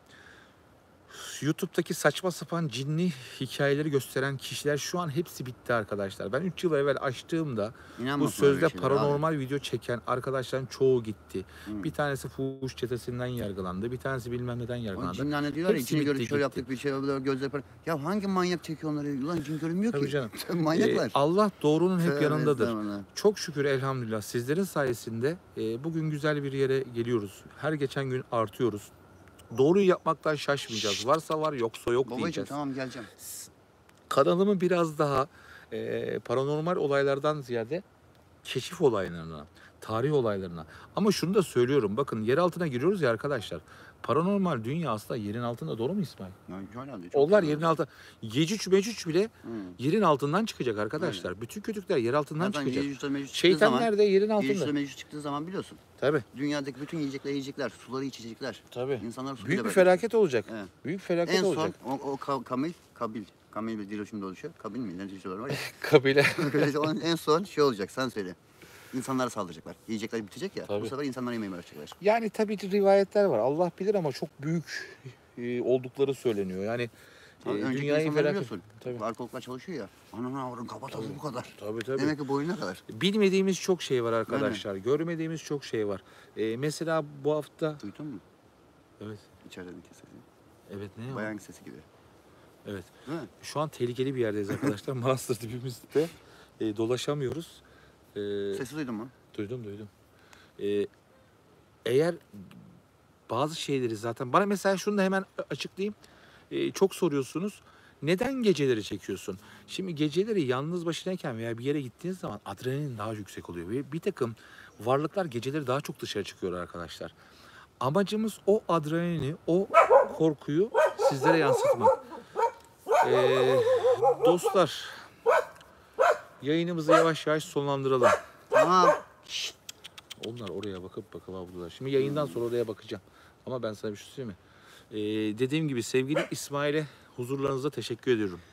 İsmail'cim seyircilerimize son bir şey Vallahi söyle. Ben şuraya bir gelmek bakayım. isteyen o şeye benim bulmasına da gerek yok. Evet. Ben dedim orada bir yer var. Ağaç var ya. Ehe. O çeşmenin yanına gidin. Gelin bismillah diye arkadaşlar. yatın. Bakın Görebildiğinizi görün. dünyanın birçok yerinden geliyorlar. Görebildiğinizi Buraya görün. Hatta papaz bile yattı orada. buraya geliyorlar Ha, arkadaşlar. Şey yapıyorlar. Üstüme çöktüler İsmail. Araştırma yapıyorlar. Bu yurt bizim. Bakın ne kadar güzel. Bugün 19 Mayıs. Gerçi 19 Mayıs, hala 19 Mayıs. Türkiye Cumhuriyeti'nin kurucusu Mustafa Kemal Atatürk kurmuş silah arkadaşları. Mehmetçikler, şehitler, Osman Bey, Orhan Bey, atalarımız. Bizler bu vatana sahip çıkmalıyız. Bizim İstanbul'umuz, Türkiye'miz çok değerli, İstanbul'umuz daha değerli. İstanbul'un ilk Kabe olduğu rivayet edilir. Yuşa Tepesi'ndeydik. Yuşa Tepesi'nde Hz. Musa ile Hızır Aleyhisselam'ın buluştuğu tepe, Hz. İsa'nın burada bulunduğu tepe, cehennemin anahtarının bulunduğu rivayet edilen tepe, boyut kapısının olduğu bulunduğu birçok da görüntü bizde yakaladı. Arkadaşlar İstanbul'da şöyle bir şey yazın, Google'dan yazın çıkar bazı şeyler. Bazı şeyler gizlidir. Tabii. Eski Osmanlı arşivlerine girin. Beykoz'un eski resimleri, Anadolu Kavağı'nın eski resimleri, Yuğuç Hazretleri'nin eski resimlerine girin. Bazı şeyler çıkar. Atatürk bile geldi buraya. Evet tabii. Ya burası İstanbul çok gizemli. İstanbul'un altında evet Rum yetimhanesini araştırıyoruz. Şimdi mesela bazılarınız yazıyorsunuz işte ben şuna çok üzülüyorum arkadaşlar. Bakın hepiniz benim için ayrı ayrı değerlisiniz. Beni sevmek, yaptıklarımı takdir etmek zorunda değilsiniz. Ama şunu yapmaya çalışıyorum. İlk açtığım günden beri sizlere doğru bilgiler, doğru yerleri göstermek. Daha önceden hiçbir yerde görmeyeceğiniz yerlerde. Abi gidiyorsun tünelin sonunu göstermiyorsun. Ya arkadaş bazı şeyler vardır gösterilmez. Engellenir Bunu düşünmeniz lazım. Gitmek istesen Bazen bile de geri yıkılıyor. dönüyor. Ben ne yapayım? Binlerce yıldır oldu. Şuna bakın. Şunu düşünün. Ya hayatınızda öyle bir yer olduğunu bilmiyordunuz İstanbul'un altında. Bir tane 51 yaşında bir adam çıktı. Bu koca iri yarı halimle oralara girip sizlere o atmosferi yaşatmaya çalışıyorum. Lütfen biraz şükretmeyi öğrenelim. Biraz azla yetinelim. Yani ne yapabilirim yani benim de amacım ben de çok istiyorum. Ben de bir tünele girdiğim zaman gideyim yer altında bir saray bulayım. Orada iskeletler bulayım. Orada işte değişik şeyler bulayım. Bunları size göstereyim istiyorum ama imkanlarımız dahilinde bir şeyler yapmaya çalışıyoruz. Artık video çekmek çok zorlaşıyor. Neden çok zorlaşıyor? Mazot bağlanıyor ama ben hala yılmıyorum. Cumartesi günü dün niye video yayınlamadım? Çok güzel bir yerin üzerindeyim. İnşallah onu da başaracağız. Dostlar bu saate kadar bizi yalnız bırakmadınız. Sağ olun, var olun. Katıl ailesinden katılan arkadaşlara teşekkür ediyorum. WhatsApp hattımız, sohbet hattımız açıldı. YouTube hakkında ve Instagram Ziyaretçiler 34'ün açıklama kısmında linkler mevcut. WhatsApp grubuna girip orada gruptaki Ziyaretçiler ailesinin bireyleriyle sohbet edebilirsiniz. Fikirler verebilirsiniz. Sevgili İsmail son neler söylemek istersin? Vallahi abi ya. Arkadaşlar merak edenler dediğim gibi. Evet. Benden bir şey yapmayın. Gelin kendiniz kendi gözünüzle görün. Yaşayın ve görün. Evet. Hepiniz Allah'a emanet Durumu iyi olun. olanlar gelsin otursun oraya. Gelirken Ben de bir mama tanışırım. falan getirin. Yok ben de tanışırım. Selamünaleyküm. Hoş geldin. Doğru Tabii mu? aynen. Gidin orada. Ya şu arada kendiniz konuşun. Gidin Evet. orada ben dediğim yere oturun.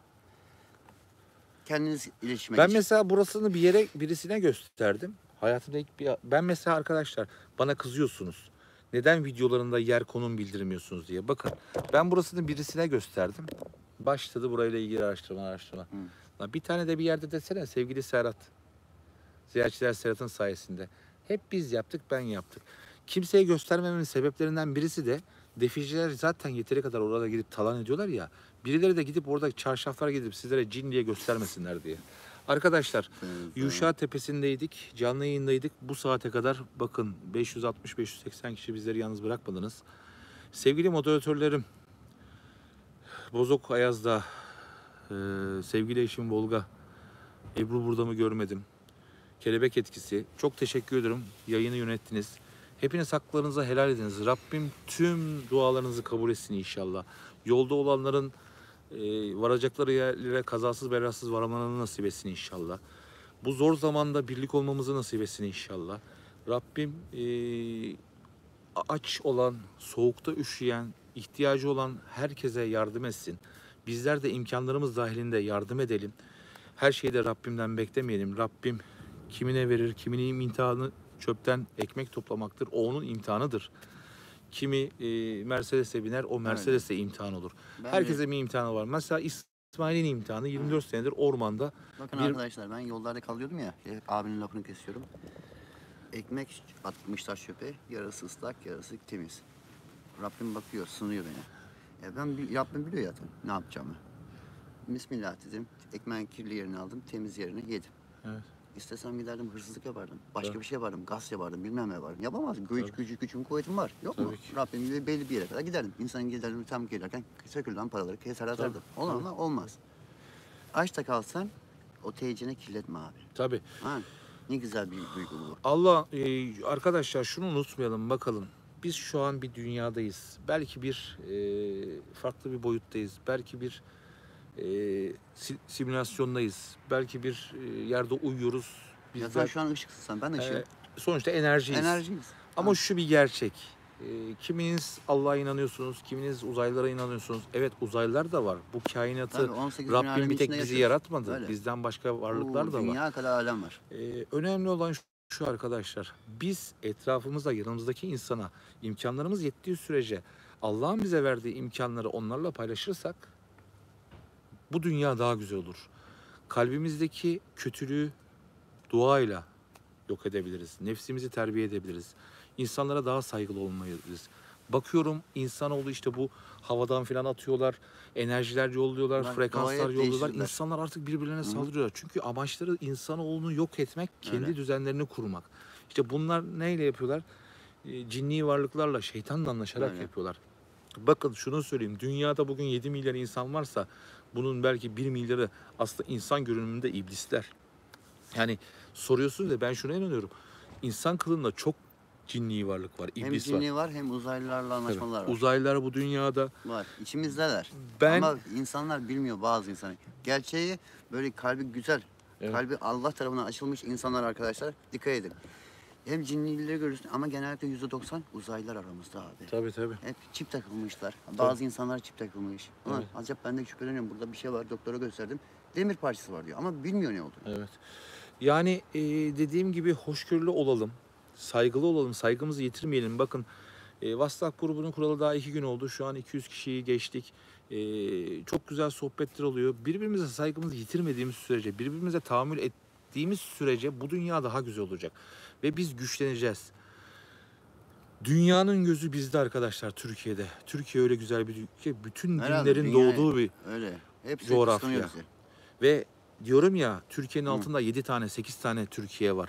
Ben elimde... Reklamları görüyorsun değil mi? Tabii. Şeydeki var ya, bazı YouTube'da kanallarında Amerika'ya Evet.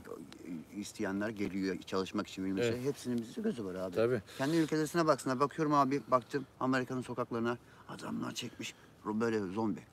Bu Ulan dedim, manyaklar dedim. yasaklıyorsunuz ya yorumları arkadaşlar. O yorumları yasaklattığınız eminim ki kötü şeyler yazıyorlar. Onları direkt atın. Onları istemiyoruz. Biz kendisine saygısı olmayan insan başkasına saygısı olamaz arkadaşlar. Burada dilimiz döndüğünce bir şeyler konuşuyoruz. Sevgili İsmail'le gelip çoluk çocuk geliyor. Ben Allah'a şunu dua ediyorum. Allah'ım beni doğru insanlarla karşılaştırır ve çok şükür ki bugün doğru insanlarla karşılaşıyoruz. Allah'ımıza şükür olsun. Daha fazla uzatmayacağım. Sizler için yeni videolar çekmeye devam edeceğim. Hepiniz Allah'a emanet olun. Rabbim tüm dualarınızı kabul etsin inşallah. Selamünaleyküm diyorum. İsmail sen ne demek istersin? Hı? Kapatıyoruz. Kapatacağız, tamam. Arkadaşlar kusura bakma, hakkınızı helal edin. Benim beynim bu kadar çalışıyor. Kusura bakma, aklım bu kadar. Evet. Rabbim herkese nur içinde rahatlık versin. Selamünaleyküm. Selamünaleyküm dostlar. Allah'a emanet olun. Bu saate kadar bizi yalnız bırakmadınız. Haklarınızı helal ediniz. İsmail